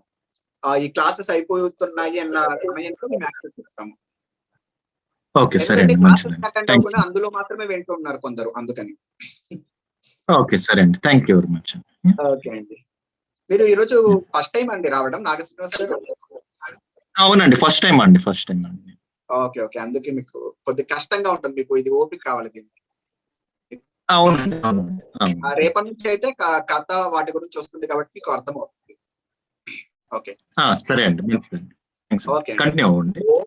ఓం అక్షస్రక్ పరశుం గదేషు కులిశం పద్మం ధనుఃకుండికాం దండం శక్తిమసించ చర్మ జలజం ఘంటాం సురాభాజనం శూలం పాశ సుదర్శనే చ దదతిం హస్తైః ప్రసన్నాననాం సేవేశైరిభమర్దినీమిహ మహాలక్ష్మిం సరోజస్థితాం. మళ్ళొక్కసారి ధ్యాన శ్లోకం చెప్తున్నాను. అక్షస్రక్ పరశుం గదేషు కులిశం పద్మం ధనుఃకుండికాం దండం శక్తిమసించ చర్మ జలజం ఘంటాం సురాభాజనం శూలం పాశ సుదర్శనే చ దదతిం హస్తైః ప్రసన్నాననాం సేవే సైరిభమర్దినీమిహ మహాలక్ష్మిం సరోజస్థితాం. ఓం హ్రీం ఋషిరువాచ. ఈ మొట్టమొదట నిన్న దేవతలందరూ కూడా మహిషాసురుని చేత పీడింపబడి వాళ్ళందరూ కూడా వాళ్ళ యొక్క కోపాన్ని బయటికి తెచ్చుకున్నారు. కోపంలో వారి యొక్క శక్తి అంతా కూడా బయటికి ఆవిర్భవించి అవన్నీ కూడా ఒక దగ్గర చేర్చబడి అమ్మవారి యొక్క దివ్యమైనటువంటి మహాలక్ష్మి స్వరూపం ఎర్రని వర్ణంతో 18 భుజములతో ఆవిర్భవించింది సింహవాహనారూఢయే అని చెప్పేసి చెప్పడం జరిగింది. ఆ అమ్మవారికి సంబంధించినటువంటిది ఇక్కడ దేవతలకు ఏ విధంగా ఆగ్రహం వచ్చింది, మహిషాసురుడు ఎట్లా యుద్ధం చేశాడనేటువంటిది ఇక్కడ చెప్పబడుతుంది. చూడండి, ఇక్కడ కొద్దిగా మీనింగ్స్ కూడా చెప్పే ప్రయత్నం చేస్తాను. దేవాసుర మాభూత్, దేవాసురం ఆభూత్. ఆభూత్ అంటే జరిగను, దేవాసురులకు యుద్ధం జరిగను, యుద్ధము. దేవాసురం ఆభూత్ యుద్ధం పూర్ణమబ్ద శతం పుర, దాదాపుగా 100 సంవత్సరముల పాటు యుద్ధం జరిగింది. మహిషే అసురాణం అధిపే దేవానాం చ పురందరే, మహిషుడు వచ్చేసరికి అసురులకు రాజుగా ఉన్నాడు, ఆ దేవతలకు పురందరే ఇంద్రుడు రాజుగా ఉన్నాడు. మహిషే అసురాణం అధిపే దేవానాం చ పురందరే, దేవతలకు పురంధరుడు అధిపతిగా ఉన్నాడు. తత్ర సూరై మహావీర్జై, ఇక్కడ వీర్జై అని రాయడం దాంట్లో కుదరలేదు, కీప్యాడ్ లో టైప్ చేస్తే, అందుకని వీర్జై అని పెట్టాను ఇక్కడ. తత్రాసురై మహావీర్జై దేవ సైన్యం పరాజితం, తత్రాసురై మహావీర్జై దేవ సైన్యం పరాజితం, దేవ సైన్యం అనేటువంటిది అక్కడ ఆ మహిషాసురుని యొక్క సైన్యం చేతిలో పరాజితం, ఓడిపోయింది. జిత్వాచ సకలాన్ దేవాన్ ఇంద్రో ఆబూన్ మహిషాసుర, జిత్వాచ సకలాన్ దేవాన్, వాళ్ళందరూ దేవతలందరినీ కూడా జయించినటువంటి మహిషాసురుడు ఇంద్రాబూన్, ఇంద్రుడుగా ఇంద్ర పదవిని అధిష్ఠించాడు. తతః పరాజితా దేవాః పద్మయోనిం ప్రజాపతిం పురస్కృత్య గతాస్తత్ర యత్రేష గరుడధ్వజౌ. తతఃపరాజితా దేవాః, తతఃపరాజితా దేవ, పరాజితులైనటువంటి దేవతలు పద్మయోనిం ప్రజాపతిం, పద్మమునందు ఉద్భవించినటువంటి బ్రహ్మగారిని తీసుకొని, ప్రజాపతిం అంటే బ్రహ్మగారి, ఇక్కడ పురస్కృత్య ముందు పెట్టుకొని గతస్తత్ర వెళ్ళారు, ఎక్కడికి, యత్రేష గరుడధ్వజో, గరుడధ్వజుడైనటువంటి గరుత్మంతుణ్ణి తన యొక్క ధ్వజంగా కలిగినటువంటి శ్రీ మహావిష్ణువు దగ్గరికి. యథావృత్తం తయోస్తద్వన మహిషాసుర చేష్టితం, యథావృత్తం తయోస్తద్వన తద్వన మహిషాసుర చేష్టితం, మహిషాసురుడు వాళ్ళు యుద్ధం చేసి ఏ విధంగా తన యొక్క ఇంద్ర పదవిని లాక్కున్నాడనేటువంటి విషయాన్ని యథాతథంగా వాళ్ళకు చెప్పడం జరిగింది విష్ణు భగవానుకి. త్రిదశాహ, త్రిదశ అంటే దేవతలు, త్రిదశాహ కథయామాసు దేవాభిభవ విస్తరం. సూర్య ఇంద్ర, ఇక్కడ ఎలా విడదీస్తున్నాను చూడండి ఒకసారి, ఇక్కడ రాశాను, సూర్య ఇంద్ర అగ్ని అనిల ఇందూనాం, సూర్య భగవానుడు, ఇంద్రుడు, అగ్ని, అనిలుడు అంటే వాయువు, ఇందూనాం అంటే చంద్రుడు. సూర్య ఇంద్ర అగ్ని అనిల ఇందూనాం.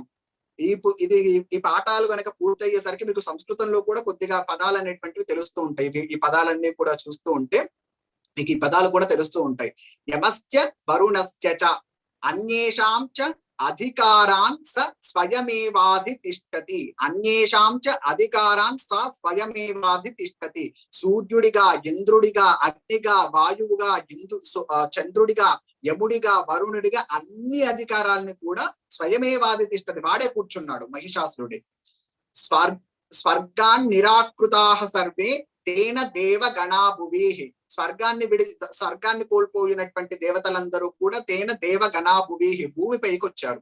విచరంతి యథామత్య మహిషేణ దురాత్మన, దురాత్ముని యొక్క మహిషుని చేత, దురాత్ముడైనటువంటి మహిషుని చేత పీడింపబడి విచరంతి, విచారంతో యథామత్య మర్త్యుల రూపంలో ఒక మనుష్యుడిగా భూమి మీద సంచారం చేస్తూ ఉన్నారు.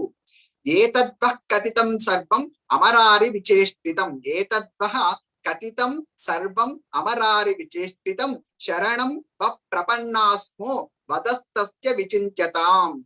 ఈ విధంగా మహిషాసురుడు చేసినటువంటి విచేష్టలకు అందరూ కూడా కోపబడినటువంటి వాళ్ళై, ఇట్లాగే ఉంటే లాభం లేదు, ఏదైనా ఒక ఆలోచన చెయ్యాలి. ఉద్యమేనైవ సిద్ధ్యంతి కార్యాన్ని అని చెప్పాను కదా, ఉద్యమం ఏదైనా ప్రయత్నం చేస్తేనే కార్యములు సఫలీకృతం అవుతాయి, కాబట్టి ఏదైనా కార్యాన్ని ఆలోచన చెయ్యాలి అని చెప్పడం జరిగింది.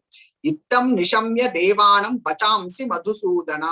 ఈ విషయాలన్నీ చెప్పిన తర్వాత అక్కడ విష్ణు భగవానుడికి నివేదన చేస్తున్నారు. ఈ విషయాలన్నీ కూడా, మహిషాసురుడు మా యొక్క అధికారాలన్నీ లాక్కున్నాడు అని చెప్పేసి స్థితికారుడు గనక మధుసూదనుడికి చెప్పారు. చకార కోపం శంభుచ్చ భృకుటి కుటిలాననౌ, అక్కడ పక్కనే ఉన్నటువంటి శంభు అంటే రుద్రుడైనటువంటి పరమేశ్వరుడికి వారి యొక్క కనుబొమ్మలు ముడివేశాడండి, అంటే కోపం వచ్చింది. భృకిటౌ కుటిలాననౌ, చాలా కోపం వచ్చింది, చకార కోపం. మధుసూదనుడు అయినటువంటి శ్రీ మహావిష్ణువు కూడా కోపం వచ్చింది.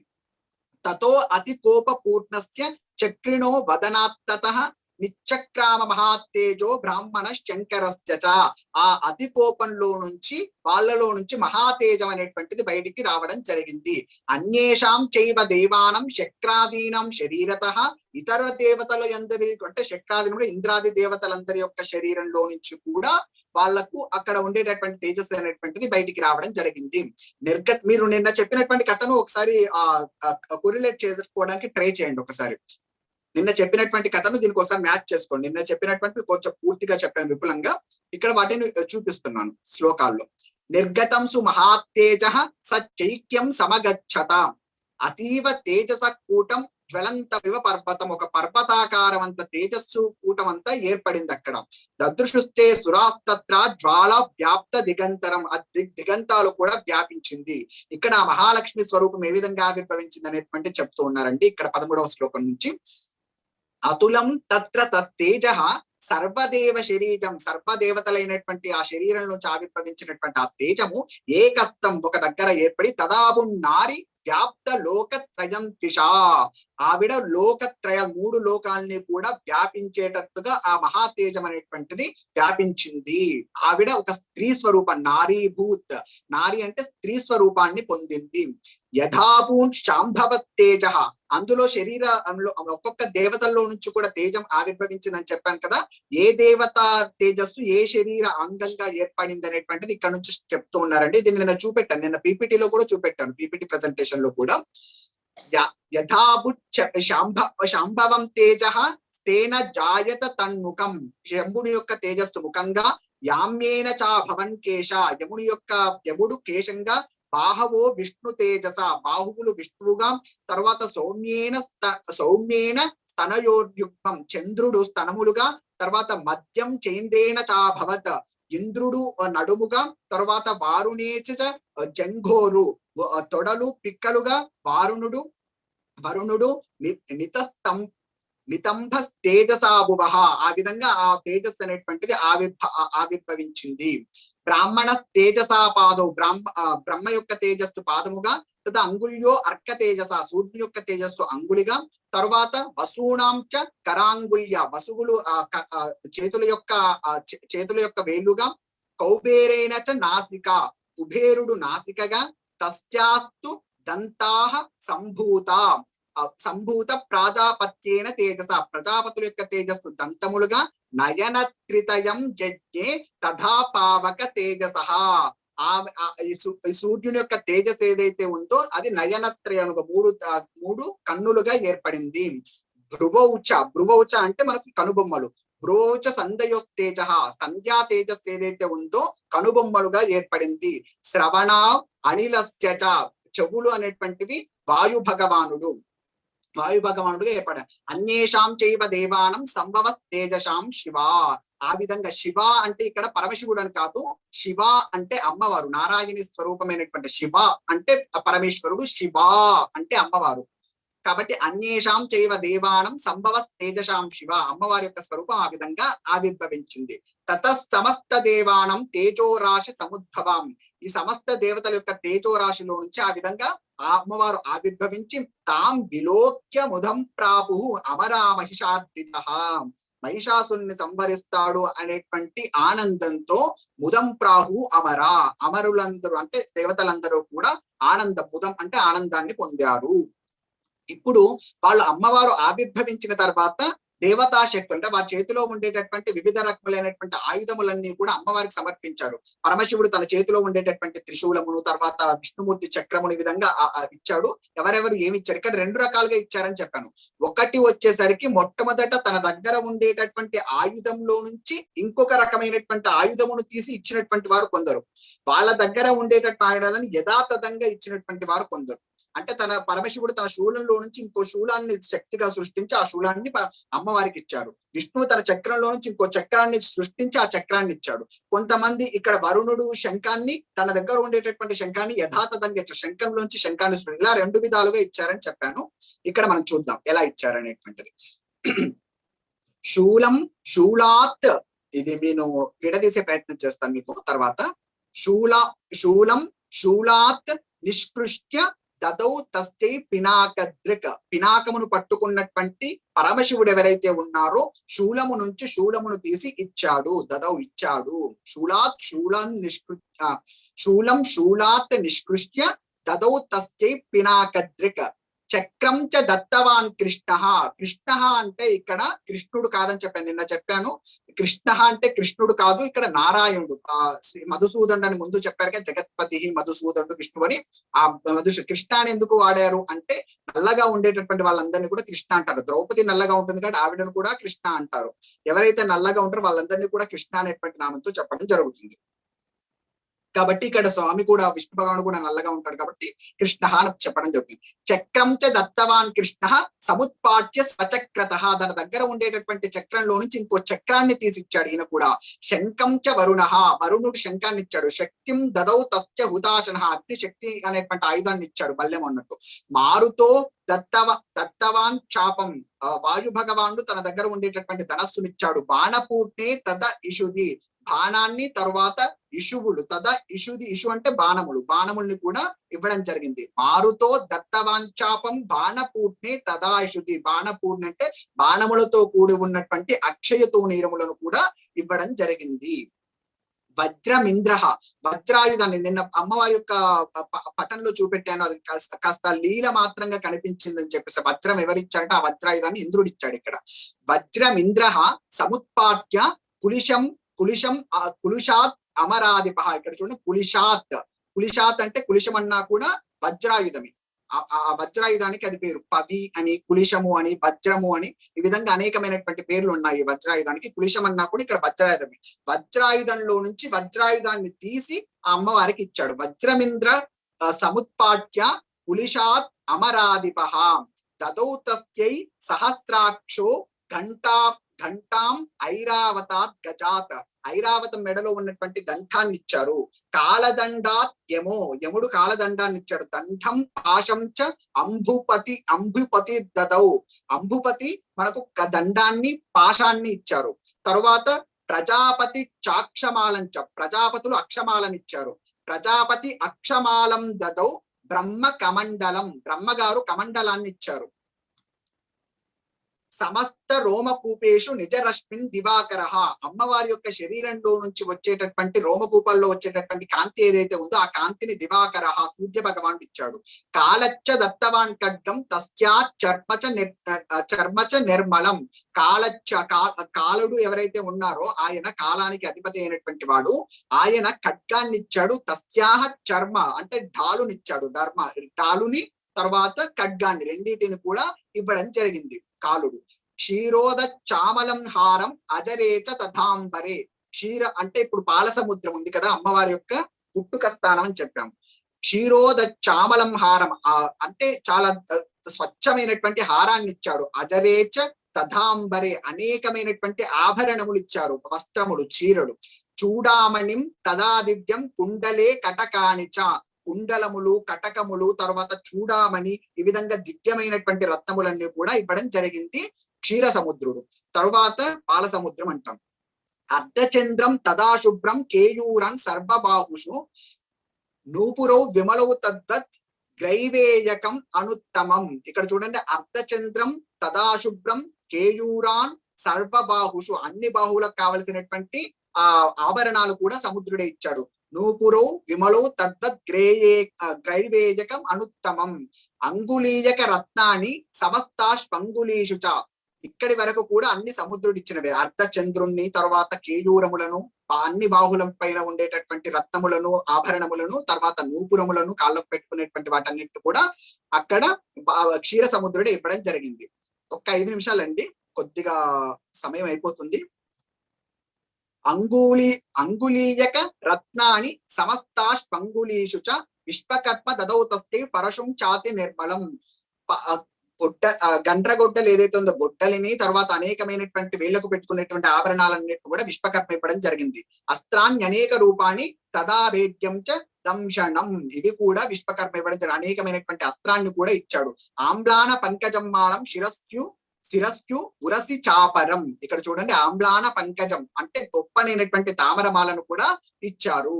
తర్వాత జలదిస్తై. జలదిస్తై, ఇది ఒకసారి చూడండి. జలదిస్తై అంటే సముద్రుడు. పంకజం చాతి శోభనం, సముద్రుడు చాలా గొప్పనైనటువంటి తామర పువ్వుని ఇచ్చాడు. తర్వాత హిమవాన్ వాహనం సింహం రత్నాని వివిధానిచ. హిమవంతుడు తనకు వాహనమైనటువంటి సింహాన్ని వివిధ రకములైనటువంటి రత్నాలను ఇచ్చాడు. హిమవంతుడు కూడా అమ్మవారికి తండ్రి అవుతాడు. దదావ శూన్యం సురయా పానపాత్రం ధనాధిప. ధనాధిప అంటే కుబేరుడు. కుబేరుడు దదావ ఇచ్చాడు. ఏమిచ్చాడు? శూన్యం సురయా పానపాత్రం. పానపాత్రం ఏదైతే మద్యంతో కూడినటువంటి పాత్రం ఉందో అది మనకు అది వస్తుంది కూడా. కుబేరుడు ఆ అమ్మవారు ఆ మద్యపాత్రం తాగిన తర్వాత మహిషి సంపాదన చేస్తుంది. దాన్ని అమృత పాత్ర అంటారు. శేషచ్చ సర్వ నాగేశో మహామణి విభూషితం. నాగహారం దదోతస్థై దత్తేయ పృథివీమిమాం అన్యేరపి సురైర్దేవి భూషణై ఆయుధైస్తదా. ఈ విధంగా అమ్మవారికి ఒక నాగాభరణం ఇచ్చారని నిన్న చెప్పుకోవడం జరిగింది. గొప్పనైనటువంటి సహస్ర అంటే ఎవరిచ్చారు అంటే మనకి ఈ ఆదిశేషుడు ఎవరైతే ఉన్నారో ఆదిశేషుడు సహస్ర పణిహితమైనటువంటి నాగహారాన్ని అమ్మవారికి, ఇప్పుడు కాసుల పేరు ఎలా అయితే ఉంటుందో నాగముతో కూడినటువంటి 1000 నాగ పనులు ఉంటాయి. ఇప్పుడు కాసుల పేరుకు 1000 కాసులు ఉన్నాయి అనుకోండి, అలాగే 1000 నాగములతో కూడి ఉన్నటువంటి ఆ హారాన్ని ఆదిశేషుడు ఇచ్చాడు అని చెప్పేసి అలా ఆవిర్భవించింది అమ్మ. ఇక్కడి వరకు అమ్మవారి యొక్క ఆవిర్భావం, అమ్మవారి యొక్క స్వరూపం చెప్పడం జరిగింది. అమ్మవారు ఆవిర్భవించిన తర్వాత మహిషాసురుని యొక్క వాడి ఇటువైపుకు రావాలి అంటే ఆవిడ గొప్పనైనటువంటి భీకర శక్తితో ధ్వని చేస్తుంది. దాన్ని అట్టహాస శక్తి అంటారు. అమ్మవారు చేసినటువంటి అట్టహాసం అది ఎలా ఉంది అనేటువంటిది. సమ్మానిత ననాథోచ్చై సాట్టహాసం ముహుర్ముహు. మాటి మాటికి అమ్మ అట్టహాసం చేస్తుంది. తస్యానాదేన ఘోరేన పుష్పమాపూరితం నభః. ఆ చేస్తున్నటువంటి ఆ ధ్వనితో ఆకాశం మొత్తం కూడా నిండిపోయింది. ఆమాయతాతి మహత ప్రతిశబ్దో మహానభూత్ చుక్షుభు సకలాలోక సముద్రాచ్చ చచకంపిరే.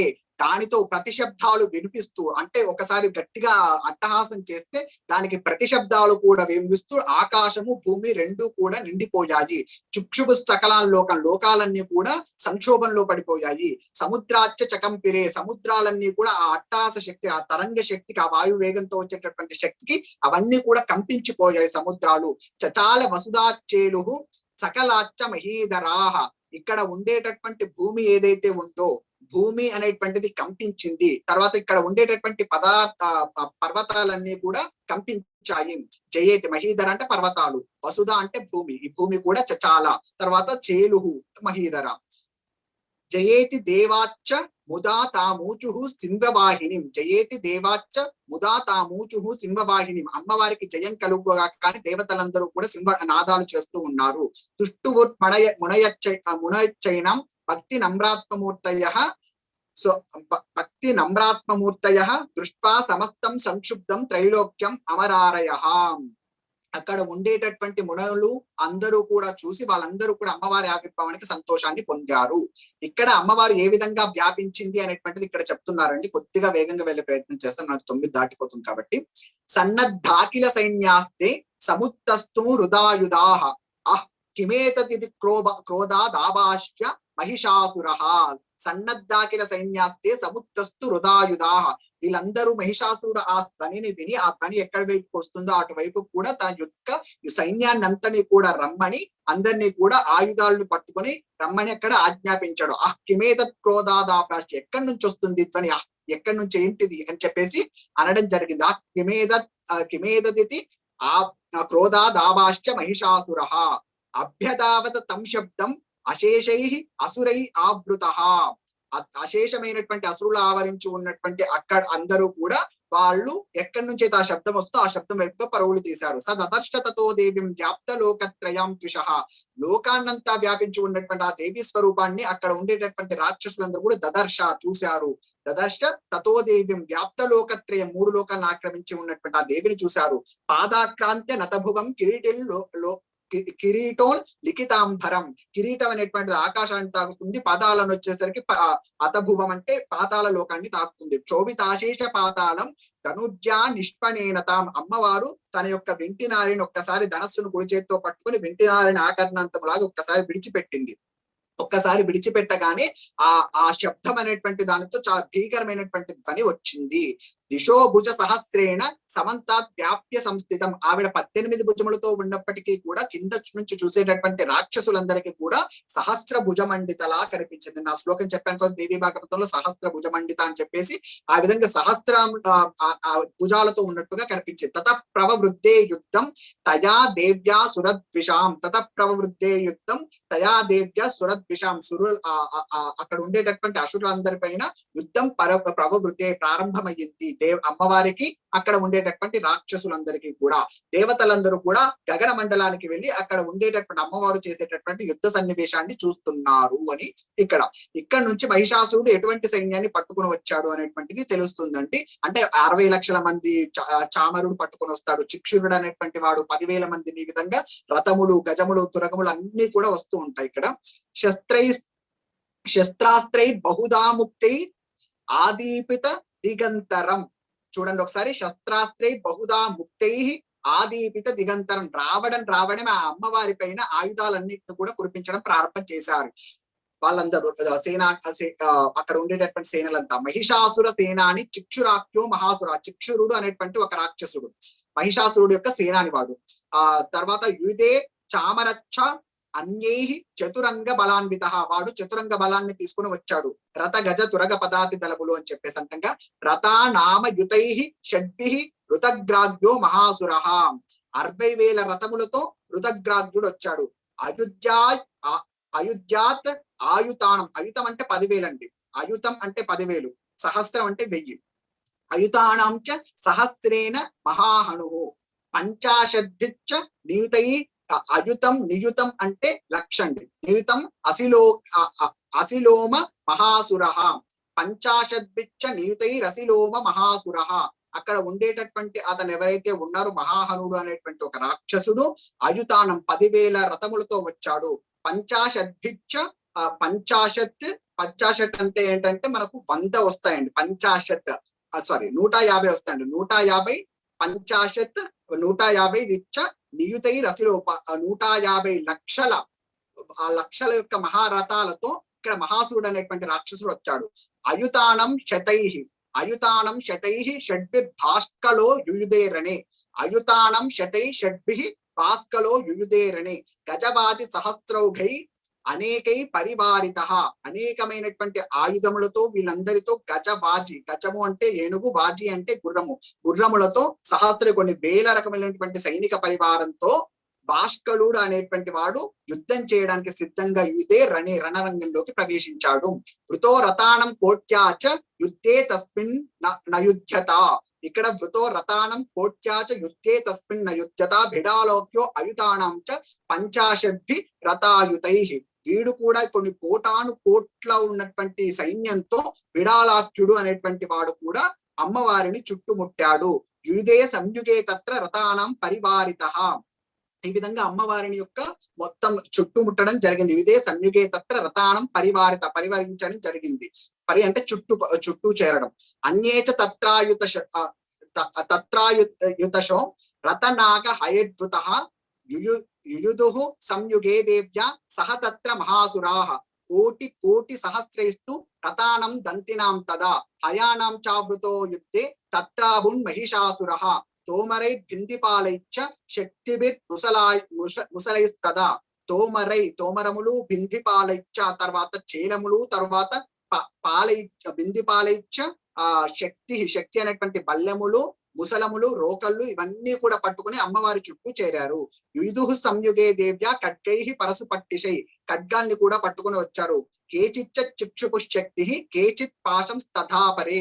కేచిత్ చిక్షుపు శక్తి, కొంతమంది శక్తుల్ని, తర్వాత వచ్చేసరికి కొంతమంది పాశాన్ని, వీటన్నిటిని పట్టుకొని అమ్మవారిపైకి విసరడం ప్రారంభం చేశారు. ఇప్పుడు అమ్మవారు మహిషుని యొక్క సైన్యాన్ని సంహారం చేసేటటువంటి ఘట్టం వస్తుందండి. ఇక్కడ నుంచి మహిషాసుని సంహారం చేసేటటువంటి ఘట్టం. కొద్దిగా వేగంగా వెళ్తాను. దేవిం ఖడ్గ ప్రహారేస్తూ తేతాం హంతుం ప్రచక్రము. అమ్మవారు ఖడ్గములను అంటే ఖడ్గములు వేసేటటువంటి వాళ్ళందరినీ కూడా ఖడ్గంతో చంపేస్తుంది. సాపిదేవి తతస్థాని శస్త్రాణ్యస్త్రాన్ని చండిక, ఎవరైతే అస్త్రములు శస్త్రములు వేస్తున్నారో వారిపైన అనేకమైనటువంటి అస్త్ర శస్త్రములు వేస్తుంది. లీలయైవ ప్రచిచ్ఛేద నిజ శస్త్రాస్త్ర వర్షిణి, ఆమె నిజానికి యుద్ధం చేయవలసినటువంటి అవసరం లేకున్నా కానీ లీలగా చేస్తుంది అమ్మవారి యుద్ధం. అది బలవంతంగా ఏంట్రా ఇది కష్టపడుతున్నాను అని అనుకోకుండా లీలగా చేస్తుంది. ఆవిడకు ఒక ఆట అది. ఆవిడ లీలయైవ ప్రచిచ్ఛేద నిజ శస్త్రాస్త్ర వర్షిణి, అనేకమైనటువంటి అస్త్రములు శస్త్రములు తన మీద పడుతున్నప్పటికీ అనాయస్థాననాదేవి, ఆవిడ ముఖంలో ఎటువంటి ఆయాసం అనేటువంటిది లేదు. దేవి స్తూయమానా సురర్షభి, దేవతలందరూ కూడా ఆమెను స్తోత్రం చేస్తూ ఉన్నారు. ముమోచాసురా దేహేషు శస్త్రాణ్యస్త్రాణచేశ్వరి, సోపి క్రుద్ధో ధృతసటో దేవ్యా వాహన కేసరి, ముమోచ అసుర దేహేషు శస్త్రాన్యస్త్రేణ చేశ్వరి, అమ్మవారి యొక్క వేసేటటువంటి బాణములన్నీ కూడా ఉండేటటువంటి అస్త్రములు కాని శస్త్రములు కాని ఎదుర ఉండేటటువంటి రాక్షసులందరినీ సంహారం చేస్తూ ఉన్నాయి. క్రుద్ధో ధృతసటో దేవ్యా వాహన కేసరి, అక్కడ ఉండేటటువంటి అమ్మవారి యొక్క బాణం కూడా కోపాన్ని వహించి అక్కడ ఉండేటటువంటి సైన్యాన్ని సంహారం చేస్తుంది. చచారాసుర సైన్యేషు వనేష్పిప ఉతాశన, ఒక అడవిలో గనక మంట అంటుకుంటే ఏ విధంగా ప్రయాణం చేస్తుందో ఆ విధంగా అమ్మవారి యొక్క సింహం కూడా ఆ సైన్యంలో ప్రవేశం చేసి మొత్తం తిరుగుతూ ఉంది. చచారసుర సైన్యేషు వనేష్వివ ఉతాశన, నిశ్వాసాన్ ముముచేయాంచ యుధ్యమాన రణేంబికే, తై ఏవ సంధ్య సంభూత గణాః శత సహస్రశః, యుధిస్తే పరశుభిర్ బిందిపాలాసి పట్టిశైః, నాశయంతో అసురగణాన్ దేవి శక్త్యుపబృంహిత, అమ్మవారు ఏ విధంగా నాశనం చేస్తుంది ఆ శక్తులు అనేటువంటి చెప్తున్నారండి ఇక్కడ. అవాదయంత పటహాన్ గణాః శంకాం తథాపరే, అక్కడ శంఖములు మోగిస్తూ ఉన్నారు. మృదంగాచ్చ తథైవాన్యే తస్మిన్ యుద్ధ మహోత్సవే, తతో దేవి త్రిశూలేన గదయా శక్తి వృష్టిభి, అమ్మవారు కూడా త్రిశూలములతో గదలతో శక్తి అనేటువంటి ఆయుధములతో అమ్మవారు కూడా వృష్టి కురిపిస్తూ ఉన్నది. ఖడ్గాదిపిచ్చ శతశో నిజఘాన మహాసురాన్ పాతయామాస చైవాన్యాన్ గంటస్వర విమోహితాన్, అమ్మవారు గంట వాయిస్తే చనిపోయేటటువంటి వాళ్ళు కొందరు, ఖడ్గము చేత సంహరింపబడుతున్నటువంటి వాళ్ళు కొందరు. అసురాన్ భువిపాశేన బద్వాచ అన్వాన్ ఆకర్షయత్, అసురాన్ భువిపాశేన బద్వాచ అన్యాన్ ఆకర్షయత్, అమ్మవారిని కొందరిపైకి పాశాన్ని విసిరి అమ్మవారు గట్టిగా వాళ్ళని భూమిపైన లాగుతూ ఉన్నది. కేచిత్ విదాకృతాస్తీక్ష్ణై ఖడ్గపాతై తథాపరే, విపోతిత నిపాతేన గదయా పువిషేరతే, కొంతమంది గదతో చిత్రం చేసేస్తుంది వాళ్ళని. తర్వాత వేముచ్చ కేచిత్ ధృతిరం ముసలేన వృషం హత, కొంతమంది ముసలము అంటే రోకలితో చంపేస్తుంది.